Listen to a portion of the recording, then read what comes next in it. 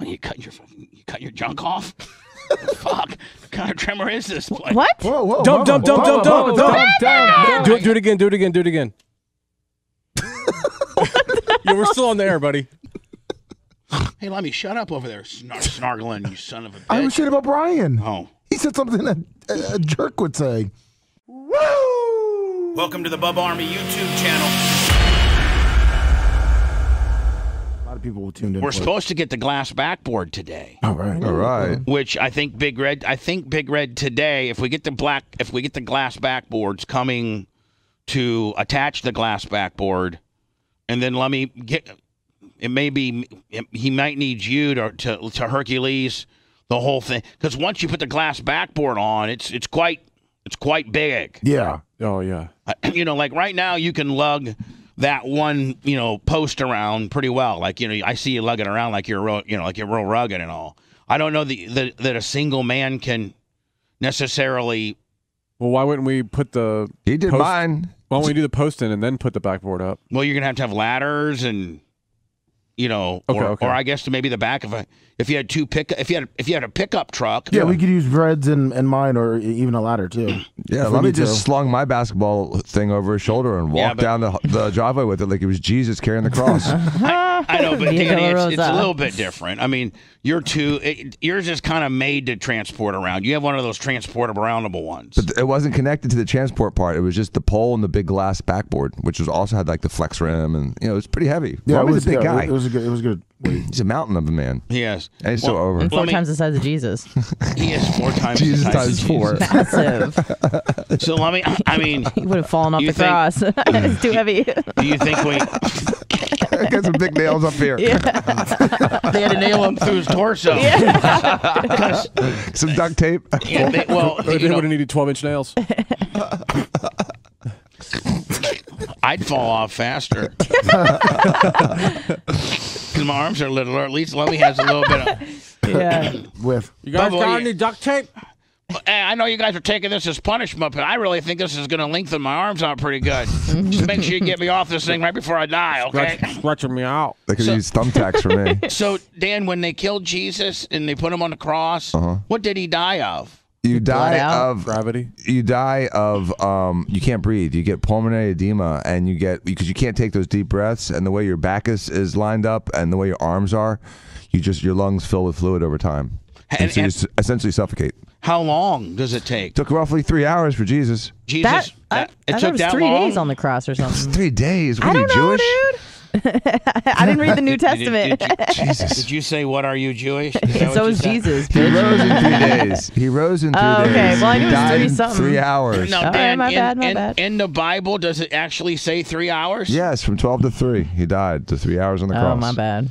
Well, that's good. I thought it was a lot longer. Didn't you have a couple other homies that were with him? Yeah. The people in the crowd were watching their iPhones and making sure that He says he was on the cross for about 6 hours, but They say he died in 3 hours. Yeah, All right. and then stabbed him in the side. Well, that's not what killed him. Just water came out because he was already filled with fluid. Ew. Then what did they do to Jesus? turned it into wine. And they put him in a cave, right? And he evaporated into the Yeah, air. they buried him. They gave him a Jewish burial, and then they buried him in a cave with a stone, and they had guards, protecting it. And he came out for Easter. 2 days later, he was out. he was giving candy to Man, everybody. he was the ultimate escape. I mean, man, he could really, Houdini'd right out of there. Yeah. Now, so did Jesus? Did he push the rock and fight the guard, or he just vaporized The out? guards went to sleep. They went TT night. Oh, kind of like an Epstein deal. And they were off the clock.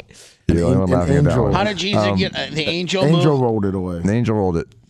Oh, I didn't think angels were really that strong. The big ones are. Right. Ones So that the- look like Well, Lummy. if Lummy's an angel, he's Yeah. going to be a strong angel. Yeah. So It they was a said They got Hispanic Lummy guy angels. named Angel. Yeah. it was He's the Latin Miguel's guy brother. named Angel. Yeah. And Miguel was on the lookout. Yeah. First of all, Miguel came and distracted the guards and got him into this TT99 juice stance. And then Angel. Angel came in. They heard that Jesus was in there, and they went to go get him. Yeah, Jesus, their buddy Jesus was inside there, and he was tapping on the side that he needed out. Yeah. They didn't have cell phones or nothing, so he's hey, Angel, Yeah. go get you and your brother Pedro. Okay, I say, let's go. Come down and get. This is See. this is Jesus. I'm in here, okay? Help me. And we only got a certain amount of time while these guards are out, okay? They sleep every night, midnight to 4. Siesta. Yeah, they sleep. Siesta. I heard some. Listen, I was listening. I heard some senoritas outside. I think they were partying it up a little bit. Oh. Yeah. So Salento. go get hey, Save me some. Angel, go get Pedro and see if you guys can push that rock out, okay? Now listen though, once you guys get me out of here, I can't stick around. I gotta ascend to heaven. No problem, hombre. Okay? Like you're not even gonna be able to park. Like I can't even Chain it up to your Yeah, truck. he and pull it partied a out. couple times before he left. Yeah, he he did? saw the disciples. Oh yeah, he had a couple big nights. Last Supper. Angel, tell Last supper was before that. Tell Yeah. Pedro tell Pedro to line up. I'm only here for 2 days, so line me up, okay, cousins? I want festivals and dinners and I want some bitches. Yeah, Mary Magdalene was there. I want Mary Oh yeah, Mary Hot Magnums. Mary. I want Mary Magnums Yeah. there. Hey, listen. She's got an OnlyFans page. Hey, Angel, remember that girl from around the corner, Mary? Yeah, I remember. Bring her. That's always a lock-in. Yeah. Tell her I'm only going to be around for a couple days. Does it say anything in the Bible about Jesus having sex with anyone or no? He didn't do that? It's one of the big controversies. But it doesn't say anything in the Bible about Doesn't it? say. All right. No, But it may, but I mean, it doesn't say in its Bible. There may have been documentation that said or did not say it, but it's not part of the last copy of the Bible. No, hold on now. So they never in the Bible they never address Jesus' sexuality. Nope. He was Ever. pure Nope. and godly. Nope. Meh. They did not. Well, so then at the end of the day, we're all just descendants of Adam and Eve. We're not even from Jesus. Well, Like, first of all, see, like, humanity hold is on. not If a you descendant of Jesus. But if you reverse engineer this whole process, it doesn't seem to work out. And How so, Bubba? Yeah. Walk Well, us through if it. you reverse engineer, Let's not be logical here. Let me just see if I can reverse engineer this street level. Okay, let me see if I can street level this Jesus deal. Okay. So there's this dude named God, right? And nobody's ever seen him, but he's in. yeah, Moses saw him. A couple people have seen him. God. Yeah. Through Okay. a burning bush. I wouldn't say that's Psalm. Yeah. I thought he saw him at the top of the mountain. Is there somebody? This bush is burning. I can't quite see through it. Looks like a dude over there with a beard. Yeah, bro, it's lightning, man. Yeah. So he gets this woman named Mary pregnant. God throws some Through pregnant lightning bolts. Rape. Well, no, they don't. Joseph. I don't think They say- Mary No, she's saying consented. that God raped Mary. That's what this That's what not this the person's saying. message that this program Yeah, is and it was also trying like to do. child rape. Bubba the Love Sponge Show practices healing through humor, pedophile. consisting of hyperbolic statements and parody on the backside, including the use of disclaimers to cover It their wasn't collective illegal back asses. then. All right, She so was 13, man. It wasn't illegal back That then. wasn't illegal. let's not get into the technicalities of Just it, saying. okay? So God implants the seed into Mary. Now, Mary's husband's name's Joseph, Yep. and I guess he probably gets some ass regularly. Isn't but, he like 40 or something? And doesn't he have So other kids? You're almost 40. Doesn't he have other kids? Not Doesn't dating Joseph 13-year-old. have other kids? Yeah, he had half brothers later on after. We mean later on. So Jesus was the first. Was Yeah. Jesus Joe's oldest, child? Likely, yes. Was it Mary's first child? Yeah, she Yes. was a virgin. Okay. So God goes and picks out this virgin. Her name's Mary, and he's like, "Listen, I'm not gonna have here. I got sound effects for this Yeah, stuff." because Anna was unavailable. Shut up.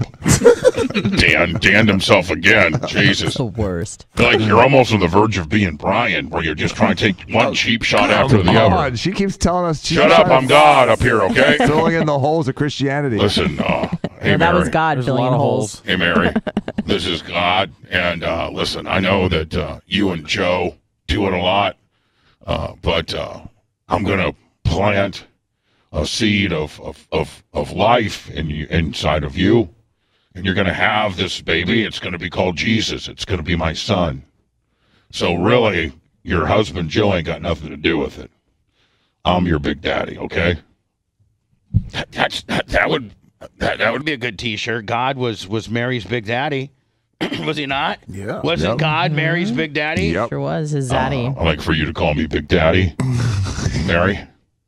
Yeah, when you're talking to Joseph, you can call him husband, but I'm Big Daddy, okay? Yes, Big Daddy.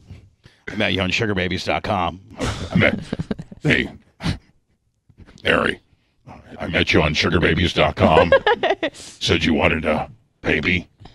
Ooh. Well, behind your husband's back. Well, I can give you one, and a special one at that. And his name will be So God- Jesus. So you're going to have this kid, okay? And, Got to have this and kid. guess what? What am I telling Joseph? Well, you don't get to have it like in the luxury hotel. We're going to treat you real mean. Yeah, let's see, it doesn't make sense. I'm God. You know, everybody answers to me. I made everything. Wait. I'd like to have my son in like the, the Hilton, but they put us out back like we're a bunch of white trash, and I don't quite appreciate that. There was no room left in the inn. Wait, Dan, since you're the biblical historian here, what did Joseph think of this? Like he knew it was God's son, or he was she cool told with Yes, it? he was cool with it. Yeah, He didn't because think that she was a cheating whore? No, because No. an angel came to him. Oh, And right, talked the to him. angel. Yes. Another angel. Yes, Another angel. Another angel came All to him. right, Big go one. ahead. Big one like Lummy. Yeah. He said, Joe, we're You're dealing going with to raise this kid. You got to raise this kid. ASA. Jesus had 5 brothers and 2 This sisters. angel came and said, hey, Joe, I'm Shia LaBeouf. Angel. I'm Jimmy the Angel, and God has sent me to tell you to not be real upset the fact that your wife's going to get pregnant and it's not What? going to be your baby. What do you mean, Jimmy the Angel, my wife's going to get pregnant and I'm not going to be the father? How's that going to happen? Well, God is getting to have his way with her. Whoa, what do you mean? God's going to impregnate her. How's that? How's he do that? Because he's God, maybe? You dumbass. Dr. Dumbass. God, I thought you were a doctor. You know that God could just go and put the seed of life into a woman? God, just like you can throw knockers on these flat-chested chicks around here, God can get anybody knocked up.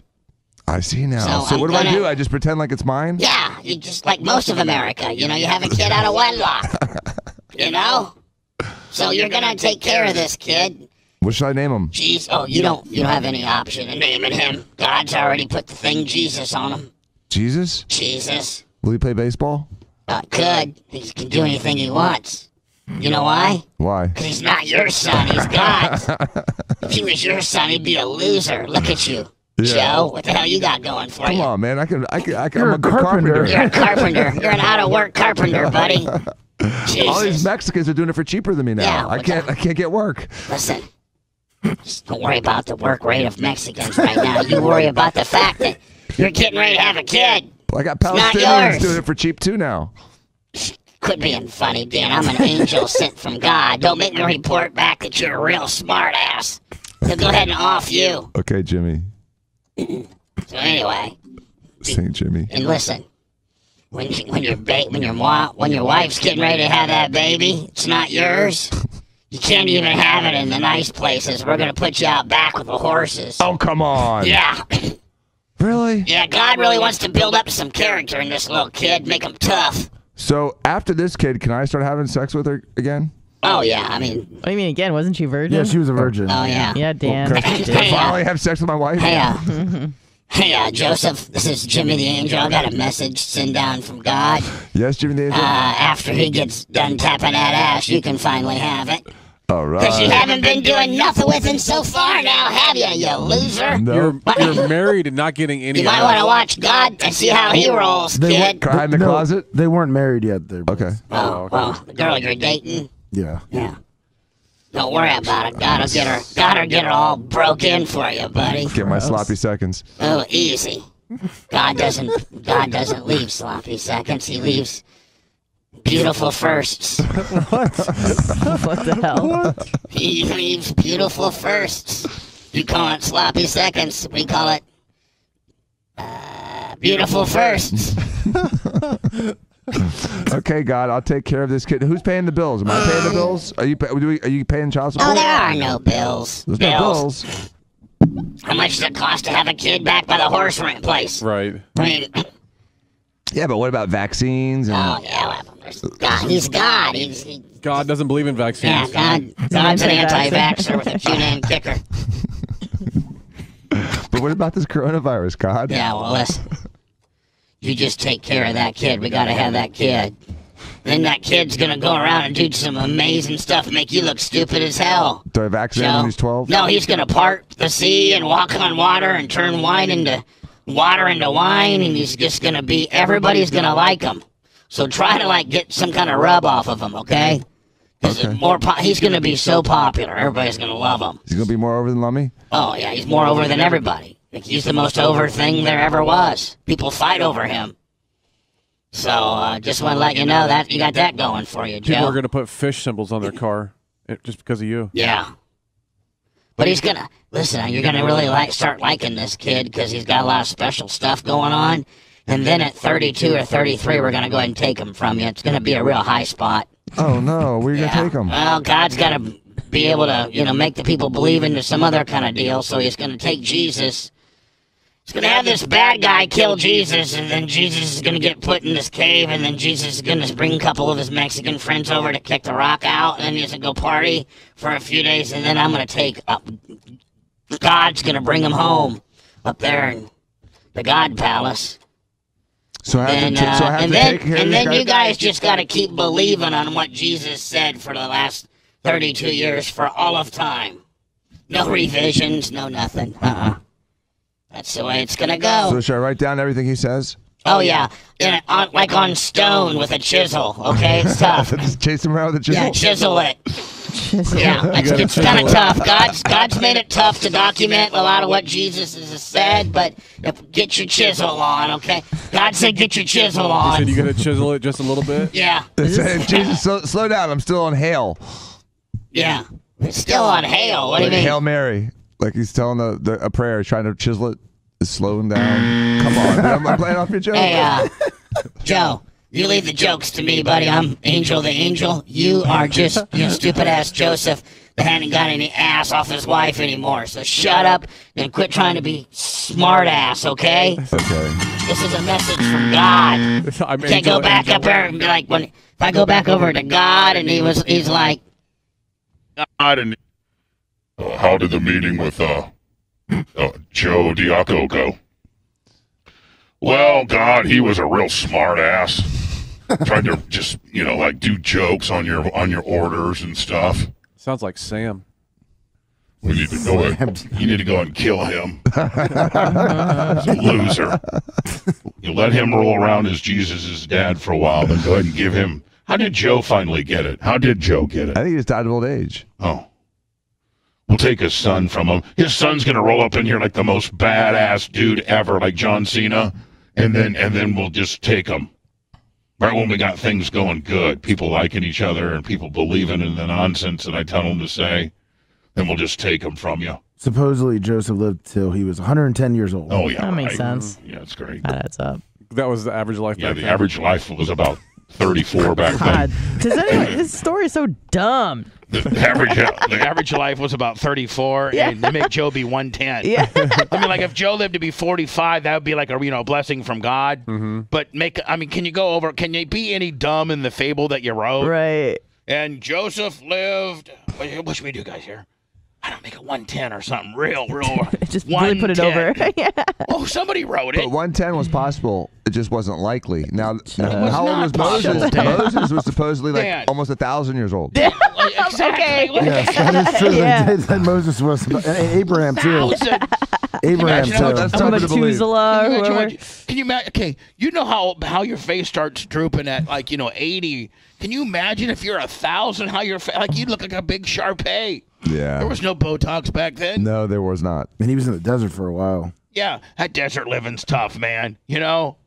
Out there in the desert all Just roaming day. around for 40 years. God, anybody could live in the desert. Moses died at 120, and they said his eyes were not weak, nor his strength. Okay. Yeah, so- whatever. At 120? Yeah, 120. Yeah, Right, so accurate. He was still, doing reps at 315 on the incline. No doubt. By the way, Anna, you didn't give me any prep on Grace, the new one, the one that's behind Fred. Because it's not in Afghanistan. It's not the same topic of the stand-up guy I like to watch is talking about. Anna, today. Joe Rogan didn't cover it. So, Anna, let's talk about your prep today because you're kind of like the prep bitch. Yeah. Now that caveman's gone, and we've been training you to do it. Today, listen, don't get mad at me, okay? No, I know it was like Afghanistan heavy. It's just, hold on. No, the Packers had their first game this weekend, and Jordan Love was 12 for 17. Did you know the Bucks had their first preseason game this weekend? Yeah. Did you know that the Rays played this weekend? No. Yeah. But where's my Packer? Where's my Buck? Where's my Ray? I thought I was getting some sports help for prep. Yeah, Lummy and Tyler both sent you guys stuff, right? I didn't get nothing. I got nothing. No, they're supposed to send it to her, and then she'll put it into prep. Lummy, did you send anything to Anna? No, I did not. That is on me. I looked up sports.com and I got a few things. Let's ask Tyler. Did he send anything to Anna? Tyler, did you send anything to Anna? No, he did not. No, he didn't do nothing. So I was just left to my own devices. I saw like Muhammad Ali's grandson was in a boxing thing, and I was like, "That will do." Well, I mean, but Anna, you got to think. Okay, you did. That you will weren't, do. You weren't given the necessary tools because Tyler and Lummy are supposed to send you some things that they know I want to talk about. Yep. Yeah. So that's I do realize that that was the first breakdown. Mm-hmm. But the second one is, I mean, you gotta go to ESPN.com. Well, I mean, you know me, don't you? Yeah. So I need to do Packers stuff. As you're doing your prep, I think you have to be mindful that you're doing it for me. Did you just fall over? Yeah. No, the seat just released on its own. Hey, Dan. Sorry. All right, buddy. Hurt myself.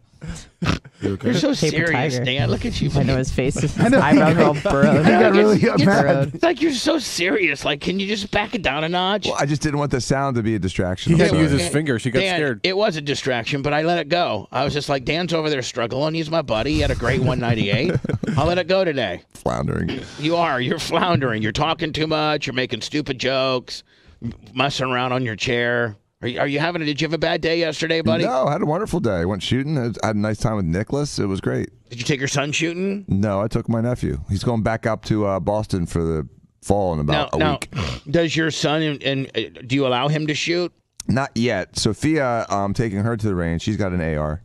What? Yeah. That is hers? Black Rain. Hi, I'm green. Sophia Diaco. I know all the other girls have like charms and stuff. I got an AR-15. That's For her 13th birthday. Daddy made it for me.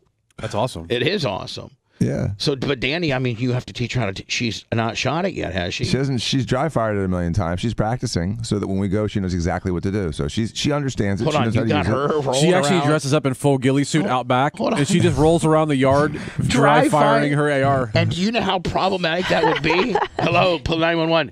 Yeah, this is Fred. I live next door to Dan Diaco. And I don't know what kind of operation he's got going on, but he's got his 13-year-old daughter running drills in the backyard. She's not practicing soccer or anything. She's got a ghillie suit on and she's doing SWAT tactics with an AR-15. Now, I got a couple of AR-15s, and I swear to God it's a real one, and they're dry firing it. So, can you send somebody over, please? I just looked at what a ghillie suit is. And at the end of the day, Blitz, I don't. And at the end of the day, I don't know if it would necessarily. It might be very odd, but I don't know that it would be illegal. If you were on your own property and your kid was rolling around, it really wouldn't be. No, it's not. Like what I'm It's saying. not like she's brandishing it in anger. No. Like if you had targets set up and she was like doing very tactics and stuff like that. Now, if she was aiming it towards the neighbor's house, It's different. but you don't have her doing that. You got her full blown. Dan probably spent like $5,000 on a professional course, made. Of course, Yeah, yeah. she's got night vision. No one can see her. She can see everybody, but no one can see her. So that's what She's going to be really good. you went shooting yesterday. Yes. That's Sophia. Where did you shoot? Shooter's World. And I took Nicholas. Are you the guy? Here's That's Sophia. here's what Dan's got Sophia That's a ghillie rolling suit. around the backs. Full ghillie. Yeah, there she is back by the carriage house. Got twigs strapped to her head. we can see you by the pool. What are you doing? Now, Blitz, are you using? She's dressed like as a pool furniture. Is this ghillie suit made for hunting or is it made for war? Both. But I mean, what do most people use this for? Hunting or probably hunting more than war. I mean, a full ghillie you really don't need for hunting. So, Well, it depends on what you're hunting too. Like turkey can see you from 400 yards away. A turkey can? Oh God, they can see and hear you from They so can't far see away. that. That looks like something Lummy would get into on a Saturday night, right there. Look at that. I swear to God, it's just a big old mound of hay. Where's the barrel out on that?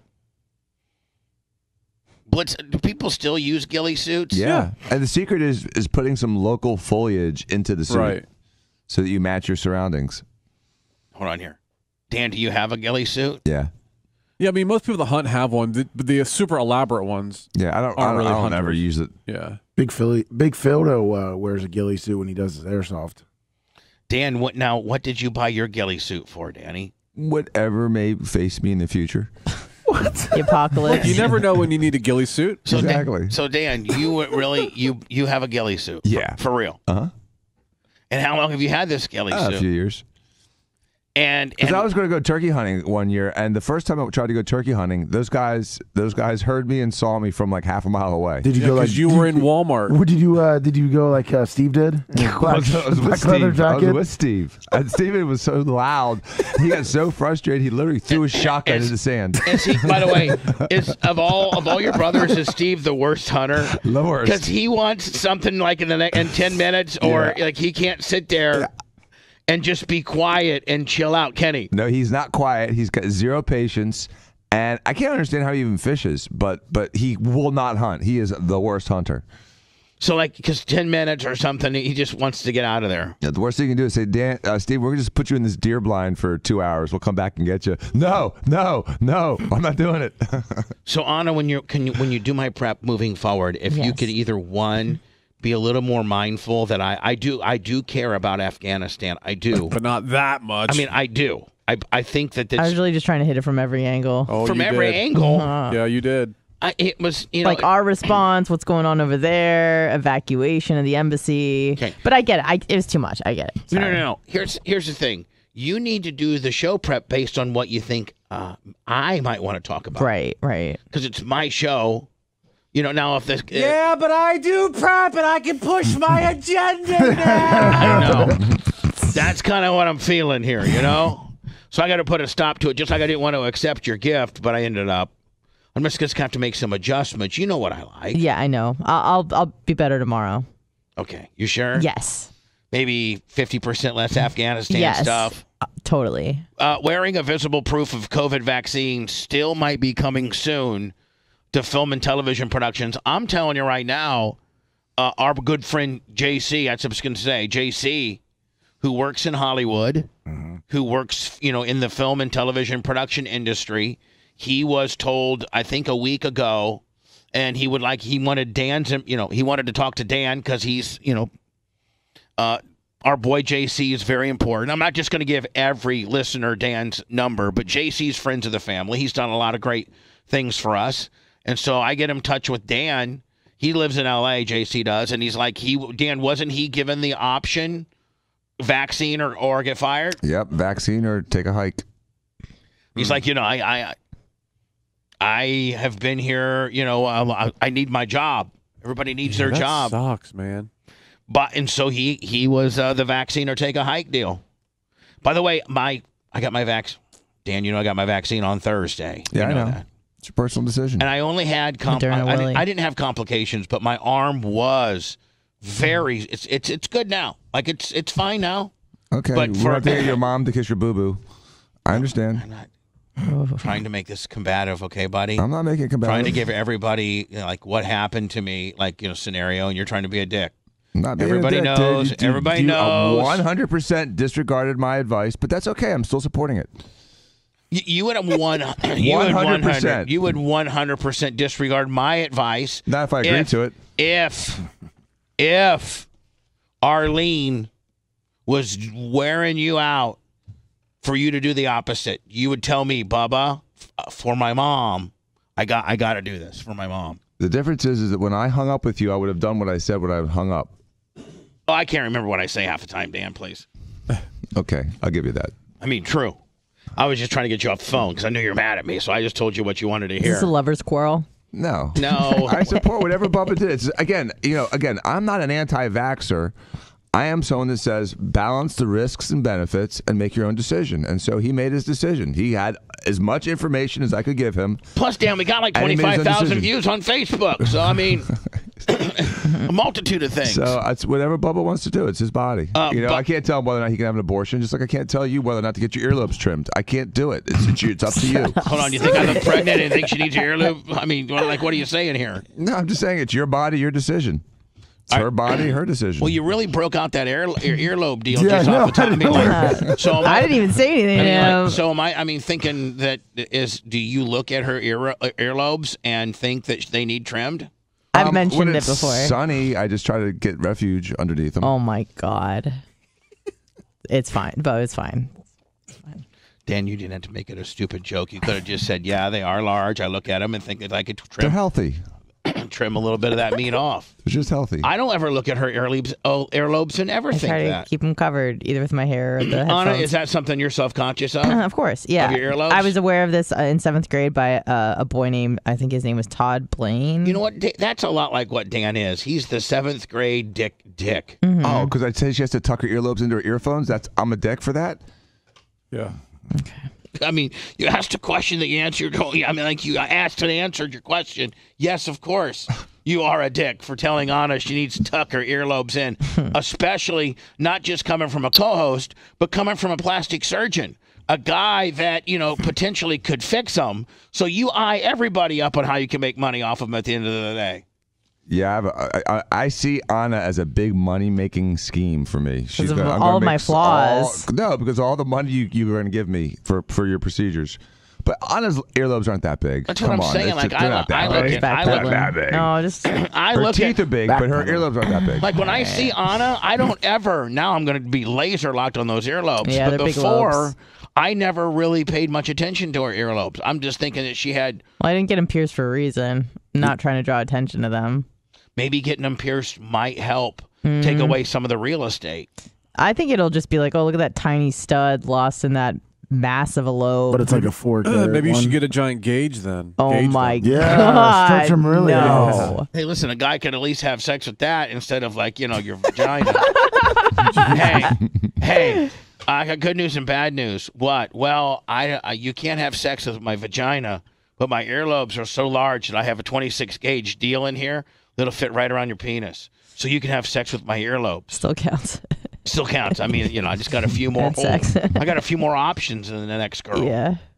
Hannah, the first thing you're going to do when you take your headphones off, I'm going to just laser lock on your That's ears. fair. I never knew. I'll That pull them out now. Well, we've talked about it on the show before. Dan, remember Dan inspected them during the show. Did he? Yeah. Let me see. Oh, they're just a little bit bigger than normal. Poor little things. They're not that big of a deal at all. You could show a movie on them. Hold on. They're kind of big. Did you just say you could show a movie on them? Yeah, like with the projection screen. We could almost close the show out with all the stuff that Anna sent me from Afghanistan. Got enough stuff for the rest of the week. God. Let me just read you the headlines. Afghan president flees country as U.S. rushes to exit with Taliban on brink of power. Biden braces for brutal Afghanistan loss. Biden increases U.S. deployment to Afghanistan, warns Taliban. Taliban sweep into Afghan capital after government collapses. Man, Anna, you're really into do you have some family over there or something? No, it was just dominating the news. So I was just, like I said, I was just trying to hit it from dominating your news. Yeah. Not dominating the average guy who really was somewhat concerned about how Tom Brady's first couple series went. How the Rays did this weekend. How many teachers got in trouble? How many female teachers got in trouble for touching kids? Yeah, I did notice it was a little Afghani heavy. Yeah, it was a little Afghani. Yeah, it was a little crazy. Although it's a very topical and super important issue. And it was all happening last night, so... And there's stuff happening like this morning. There's people fleeing. They're trying to climb onto planes and stuff. It's insane over there. Jordan Love went 12 for 17, too. Now he has a hurt arm. Who's that? Exactly. His arm hurts now. Really? Bubba, who's that? Yeah, he had an MRI, but he may miss... Did Joe Rogan talk about him now? So Jordan Love's arm sore from throwing 17 passes. He got hit. Too much for him. So his arm is sore? That's news? He got hit. No, he had an MRI. Now he may have to miss the second preseason game. No, what is news is how my Packers did. How'd they do? Well, listen. Nobody knows because I didn't put in prep. Nobody.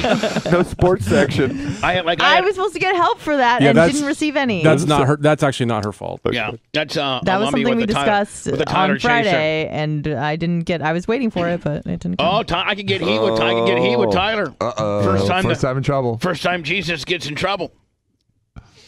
Let's talk about so Jay, and this is the first time I had Jay and Dan on the air together since last Tuesday when we went over to my apartment and got on Tyler's iRacing simulator game. Now, Tyler's been practicing a little bit, and the car that we've been practicing with is a Ferrari GT3, which I think is very similar to Jay's race car, his real race car that he has at the track. Yep. And so Tyler, Dan, and Jay all got on their little simulation deals, and we can talk about that momentarily. I will tell you this, that Dan had to see patients that day. Like, he's got a real job, and so he couldn't. So do I. Well, I'm just my own boss. Hold on. That's what I was getting ready to say. You have your own, you are obviously the managing partner of the firm. Dan, is that okay for me to say that? Mm-hmm. He's the managing partner of the firm, but you can also call up Roxy and tell you to hold a couple things. You're going to be 20 minutes late. Dan's got an absolute room full of. He's got a lobby full of people. It's a different animal. Right. You have a job too, but you also can call in that job and tell them you're going to be a half hour late, and it's not really big crap storm. I didn't have a big meeting. You told me we'd be playing games, and so I figured I'd block off a couple hours. So anyway, Dan couldn't even complete a lap. He couldn't do a warm-up lap. If you really count warm-ups, I got through warm-ups before you got there. I got through without any damage. Yeah, before I got there, it was the second lap, the counting lap, the hot lap. I kept wrecking on. Well, my wheel's in my car right now for Blitz to fix. What do you mean? Okay, cool. I got to practice to be able to hang with Tiz. Yeah. So you guys got to see my man race, and I know it's simulation, and a lot of people will take a crap on the fact that it is a video game or it's simulation, but this is about as realistic as simulation as you can get, to the point where the video game actually is tougher than really driving. Danny and I were talking about it yesterday because he's got a better wheel than he had a couple of years ago, and my wheel's been sitting idly in my closet, and so I have it here in my car because it was so much fun and it was so difficult that we both said last night that if you get good at that, it should translate to being better in our cars, because our cars are more forgiving. I mean, literally, the car is way more forgiving than that game. And you can feel it. Yeah, because the car, I mean, my 488 Challenge has every updated electronic that they offer. Stability control, traction control, ABS, every kind of nanny you could ever want on a race car. And so it's an incredibly smooth and well-balanced car to drive. That sim racing, if you mash on the brake, it slows you down too much, and you got to go into the turns at the right gear. And so watching him for a while made me appreciate that little fine hand movements that he does, the counter steering that he learns from being a real race driver, is what makes him different than Danny and I. He's better. What do you think he could put in, I think that he could probably, in a 30-minute session in my car, get it down to where I drive it pretty easily. I think he'd get it in the low teens, just because he's never been on the track. And the blind turns are very difficult. There's a lot of bouncing that is not evident in the simulation. And so it may take him a minute to get used to the bounce. And there's a lot of surface changes. It goes from cement to asphalt to combinations to patchwork. And it's known as one of the bumpiest, hardest tracks in the world to drive. So coming out of turn 17 on the video game, smooth. Coming out of turn 17 in real life, you're going into it 160. It's a blind turn. It's a double apex. It's the bounciest turn ever, right, Dan? Yeah, and it's about it's like you do it 10 times, and you do it 10 times differently every time. And I've put in thousands of laps there. But he would be where I am, I'm sure, within a day, and he'd probably be sub 10 in a weekend. That would be my guess. Dan? I would just tell him, though, if we were at the track, be like, hey, let's take it easy. We ain't got the money to fix these things when you wall one.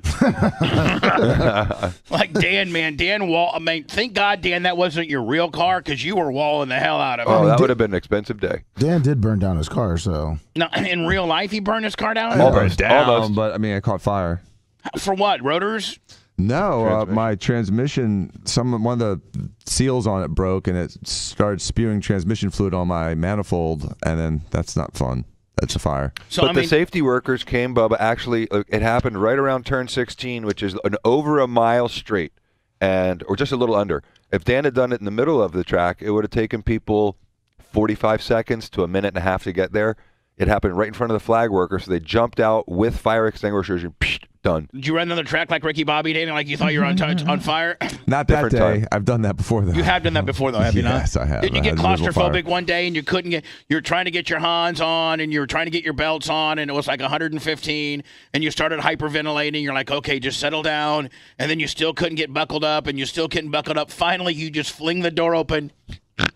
He did. And just ripped everything I had off. Yeah, you had your fluid, you had your communication, you had everything. You know, you probably had probably $2,000 worth of wiring harnesses hooked up to you, and you completely just ripped them all off. Suit too. Ripped off my outfit, took off my shoes. All I had on was shorts and nothing else, and I actually had to get into my car and drive off the track. I came back from the 30-minute session. I'm like, "Where's Danny?" And they said he had invisible file because the chair was 2 notches too much forward. Here's Danny. That was him. That was exactly him. He's running around like he's on fire. Oh my God! You're not on fire, Ricky Bobby. I'm on fire. You're not on fire. You know, I don't know if anybody. I mean, obviously, Anna hasn't seen Talladega Nights, but you know what? It still holds up. It's so corny and so funny. I ripped everything off. Right now. This makes us. That was him. That was swear to God. That's really happened, Bubba. Dan, without the shoes, he had the shoes off. Dan, for real. Dan, yes, for real. He did. I swear to God. Look, he may have to go to the hotel room. When I got back, he wasn't even at the track. They're like, he's in the room. So, Danny, you even took your uniform off? Everything except my shorts. My shoes were off. My shirt was off. I had the helmet off for seconds.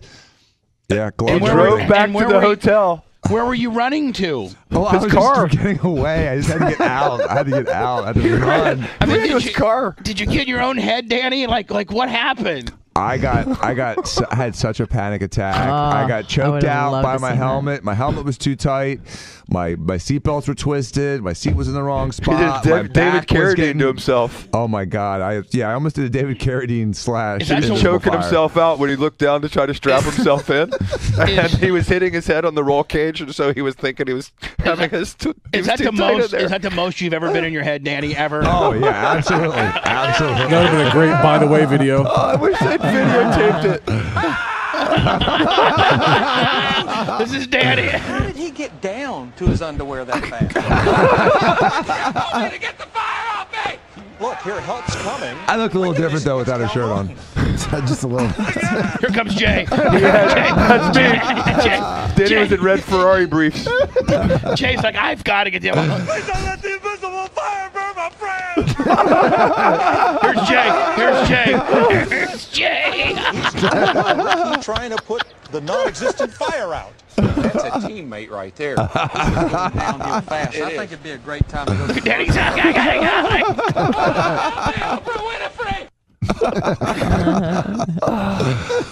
So Blitz, as we're getting ready to do the Get Fresh Crew Super Content Stage Center, I was kind of thinking, Lummy, can you send? I can't find a picture of that infamous Howard Stern stage that I bring up all the time.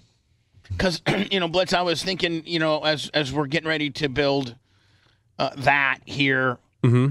I was trying to find the picture of it again that I refer to a lot, but then I was thinking maybe we don't do that, and we do something like this, like something simple, like what Dale. You've seen Dale Jr.'s podcast stuff.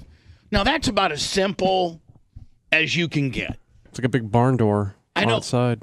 So do you think we should do maybe a 3-position table like that? Not necessarily a barn door, but maybe make it, black and red and standardized, goes with the decor, like a barn door would look really odd in the decor of the studio. But maybe instead of doing something elaborate like the way Howard has that, you know, semicircle bended, you know, kind of all deal. lit up. Maybe this would be just as. I think that's a pretty good looking look right there. It is. There's something to be said for being able to look at who you're speaking with when you're having a conversation too. You know, and a lot of times these guys will like hand each other a drink or do whatever, and they're going to try to just have a relaxed conversation, which leads to some very interesting storytelling, especially when you're leading the conversation. You've always been really good at that. So, Blitz, I don't think we need more than 3. And if you were to have a fourth, a guy could, you know, you could put another guy, you know, here here if you needed.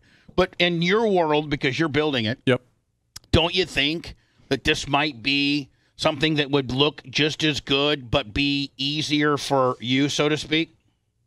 I mean, surely. I'm not building the actual table, right? No, you're not building the table. I just want to make sure. You're not building the table. But I mean, as far as wiring it up, it's the same either way. I mean, I like that look though, but yeah, I mean, you know, mics are mics, and, and you're gonna have to run them to where you do. Yeah. But like, I mean, now that I have everybody's opinion, and Anna, yours counts because you're a girl. Yeah. And like, what do you guys like better? For you? For this? No, not for me. For that. That's what I'm saying. Is that's like so the much more semicircle. you? The first one. The second one is so like CNN or Fox News or whatever. When you got too many people in the studio, that square is Are you you. talking about every day or just for the podcast? No, I'm talking about for that area behind you. Yeah. See where that current desk is?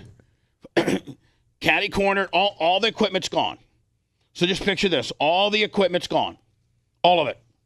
And then a desk, you know, in the middle. And then behind it will be a wraparound effect. It just won't be that. It'll be a wraparound effect. So basically using that real estate for a desk being something probably like that. It's got a great area for the backdrop. Look at his backdrop. I mean, do you want something that's all studioed up like that gimmick there, or like the Dale Jr. one where you can put stuff on the wall in the back behind the Bubba Army chevrons and things that represent, you know, the show? I don't know. Blitz, the more I look at it, you know, think that this might be. I like the idea of it. I don't like that one exactly. Well, it doesn't have to be implemented like that, but that seems should be like a morph of the two. You Right. know, like a smaller semicircle, not as many people. Well, Bubba only not wanted quite 3 on the semicircle one. Because you got to have, if you're doing something like that, you got to have a lot of cameras, you know, different angles. But if you just have the semicircle, you could just kind of have one head on. It would probably be easier set up like that. Because you'd only have from what you said, Jason the Shuley, like right there. Here? Yeah. To here. Yeah. That's easy.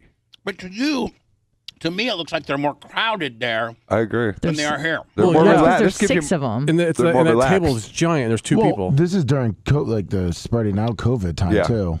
No, it's always been this way. Oh, okay. So you're talking about just for podcasters for all the morning shows too? I said earlier, I just told you a minute ago, you're not paying Did you attention. hear that? I heard you, but I didn't hear what your answer was. For podcasting. I heard him. For podcasting only. Okay. Podcasting and other shows. I heard you, Bubba.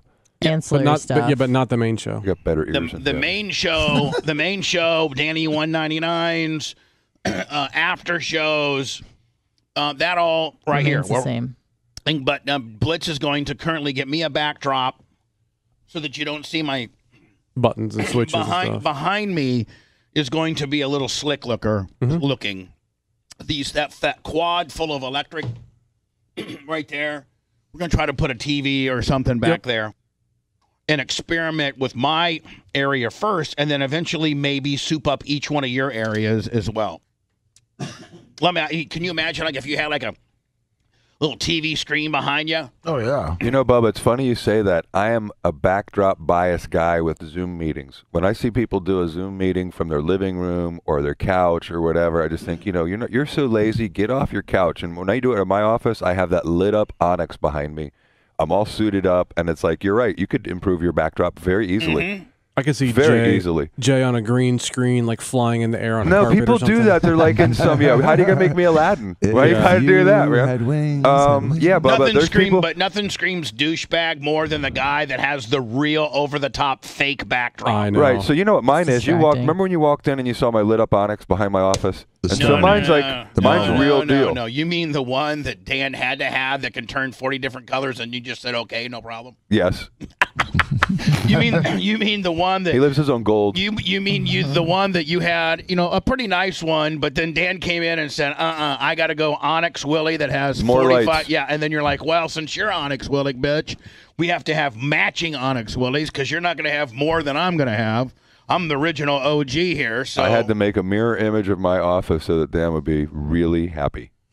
I am very happy. And you weren't initially going to go as big on the backdrop as he's of course the I one was. that had to have the goddamn Onyx. Honestly, it's Steven. Steven came up with the brilliant idea, the lit up Onyx, and Danny and I both happily obliged. How much was the lit up Onyx? I don't know. That means when Diaco tells you I don't know. He knows to the cent exactly what it costs. That's Jay saying, I have no idea. Don't ask me again, Bubba. I'm not going to answer. I think it cost over $1,000 just to fix it once the lights broke the first time. Yeah. Shit, you're right. $1,000 to fix? Oh, this might be Gary. Hello? Hello? Hello? Yes. Hey, Bubba, you're broadcasting your creative meeting on the radio. I didn't know if you knew that or not. Jay sucks. Who's that? You're a dick. Can you hear it? Come back. Our biggest thing is that we had a lot of translators employed, and those guys are the ones that are in trouble because if we don't get them out, they're going to get harassed. Translators. Nice way of putting it. What do we need translators for? Well, do you understand their language? It's they speak Farsi. Oh, they speak what? Farsi. Oh, I thought I said fartsy, and I was like, man, I speak that every day about 4 o'clock.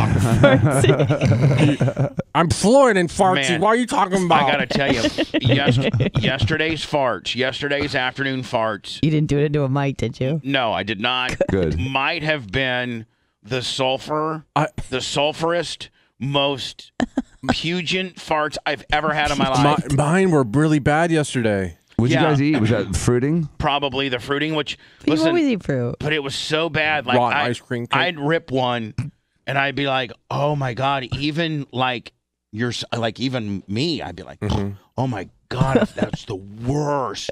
Did you call Tyler in? I did fart on him once. Builds character. Everything. Yeah, he hates it. Check out reviews, prices, Hold on. and book the pro. He just changed his name to microphone. That way you can't fart on him anymore. Did somebody just fart? It sounded like somebody just farted. Anna, I swallowed. me. I Did you had a PF? hard swallow. Anna, did you PF? I don't know what PF means. I don't think she did. Oh, that? I No. heard it. I didn't do it. Do you ever do that? Do you ever PF? PF? I do. It has to eat. It doesn't eat. Do you ever PF? No. I think I know what you're asking me. Does it also start with a Q? Yes. Mm-hmm. Okay, then no. You- No, I didn't do that. I didn't do that. I didn't say that you You're did it. blaming me. I'm not blaming I'm sitting you. here very quietly listening to sports stuff. That's why she kept the fan on. Yeah. Naomi Osaka. Naomi Osaka. She's gonna, and God bless her little soul for this.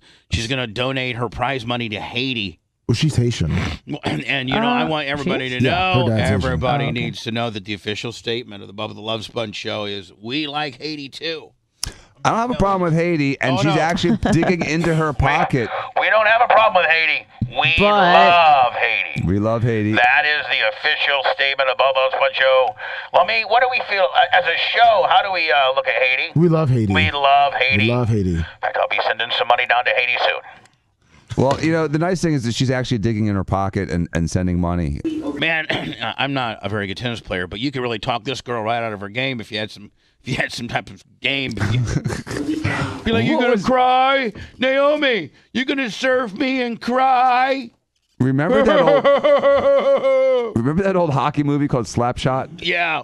There was a guy getting the other guy's head, the goalies. He was talking about having sex with his wife. I was a catcher in Little League. and you know you kind of You're supposed to. You're kind of you kind of talk a little smack when when a guy's coming up there. You taunt him a little. A little bit. Oh yeah, it's half the fun. Yeah. And in fact, sometimes the umpire would like give you a knee in your back as a catcher if you were getting a little lippy. Oh, that was like back it off a notch. So now you got to mind you, I was in like Little League. I mean, Little League and Major League Baseball in Warsaw was like 7 to like 14. Did you play catcher? And I was catcher and third. Okay, and so on the games that I caught, I would just talk smack to the guys. Just because back then you could really make fun of people. And I'm sure you were really good at it too. I mean, you're good at that stuff. You're talking like 1974 to like 1981. You could say anything you wanted back then. You could say anything you wanted. Yep. You could call them any word. Yep. Oh, wow. You could seriously. Now we didn't have any black guys and went to work. We didn't have any black guys in Warsaw, Indiana, so there wasn't that word. So but you would talk about their sister, kid named Matt Gibson. He was on the other team. He was a good kid. He was a good player. But he had his sister was named Melinda, Matt and Melinda Gibson. She was a little bit older than him. He was probably, when I was in one particular game, I was probably 10, 11. I was like 11, and he was like 13. And his sister was like 16. So Blitz, like in the neighborhood, Melinda Gibson, she was hot. Yeah. I mean, she had boobs and everything. And like, we all wanted to, do things to her. We all tried to peep. Like what? Like peep into the window and look at her knockers. Oh, okay. Stuff like that. One of those girls. Well, no. But the girl that's a little older than the crowd, that everyone's got their attention on, that they have a little bit of a fixation. Right. So Matt Gibson would come up and I'd be like, we'd be like, get ready to play. I'd be like, man, Matt, your sister's got the nicest boobs in the world. He would, strike one. And then he like the guys get wound up and be like, man, Todd Richardson said he wanted to take her into the tree. Todd Richardson was this strike two. He's not paying attention. You're kind of like that catcher on the Sandlot. Related to what's going on in Haiti. Terry Heil almost beat my ass one time because I was talking about his sister, and Terry Heil was super. Like, he was the kid that was 14 and had like a full-blown beard and pubic mound. Those guys scared me when I was a kid. Yeah. Like, Terry Heil would take off his shirt after the ball game, and he looked like your dad. Because, he had back hair and chest hair. We would take off our shirts. We were 11. Nothing. Just like little girls. Right. Like nothing. Nipples. And yeah. Anyway, I said something about him one time, and he took the bat and hit my shin guard with it. And said, I'll bring no Bubba Clem, fat ass. See me after the game. I'm like, I was just kidding, Terry. Like a little bitch. And then I got on my bike and ran and went a whole different way home. Because, everybody knows I went a whole nother way thinking Terry Heil would be waiting for me. That's so funny. Because if a guy was waiting for you, man, Oh, yeah, you don't want that. It's a beatdown. Yeah. Yeah. Like, and you try to ride your bike, they get you every time. Especially when you you're can't fat, outride them. You can't ride them. A lot of guys would bring their baseball bat and they'd stick it in your spokes. Ooh, that's a sure. That'll stop you. Yeah, that pretty much ends the ride immediately. Yeah. And the guy doesn't even have to hit you at that point because you've pie-faced yourself onto the concrete. Mm-hmm. Right. Just what your reaction is to the news there. Thank you. No, you're super good. What is oh this? My God! No, hold on. This is what is this world coming to?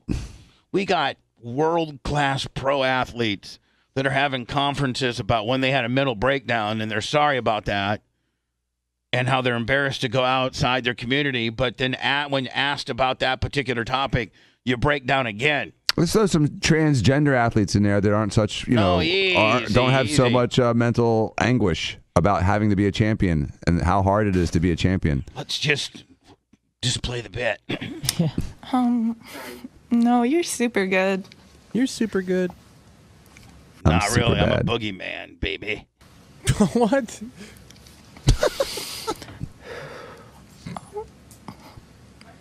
I feel you, sister. I think we're just going to take a quick break. We'll Everybody's got a handler. It's Oh my Blitz. God.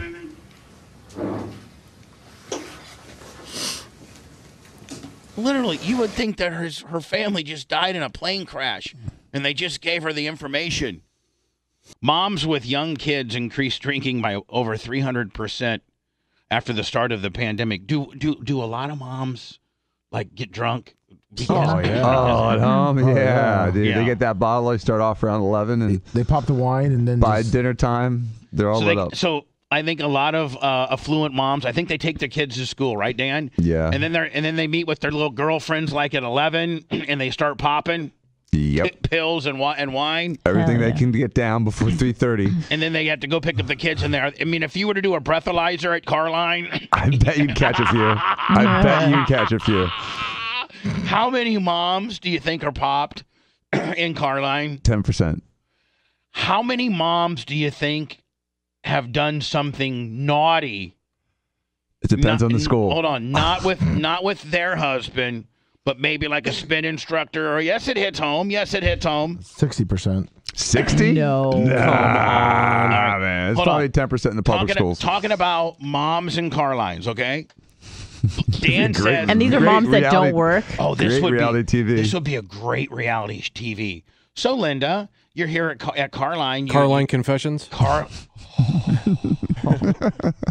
Hey Dan, you can't laugh move at it. fast enough. No, I'm laughing at the brilliance of it. Carline Confessions. I'm not and you're like, laughing. Hi, I'm Rhonda. I just want to let you know that at 11 I met my instructor. My husband's a big time lawyer, and I know his schedule. He gets home around 6:15. He's always dead tired. Dan doesn't like this story. Always mad. But I drop the kids off at. I have DJ Brown 941. 25. 25 minutes.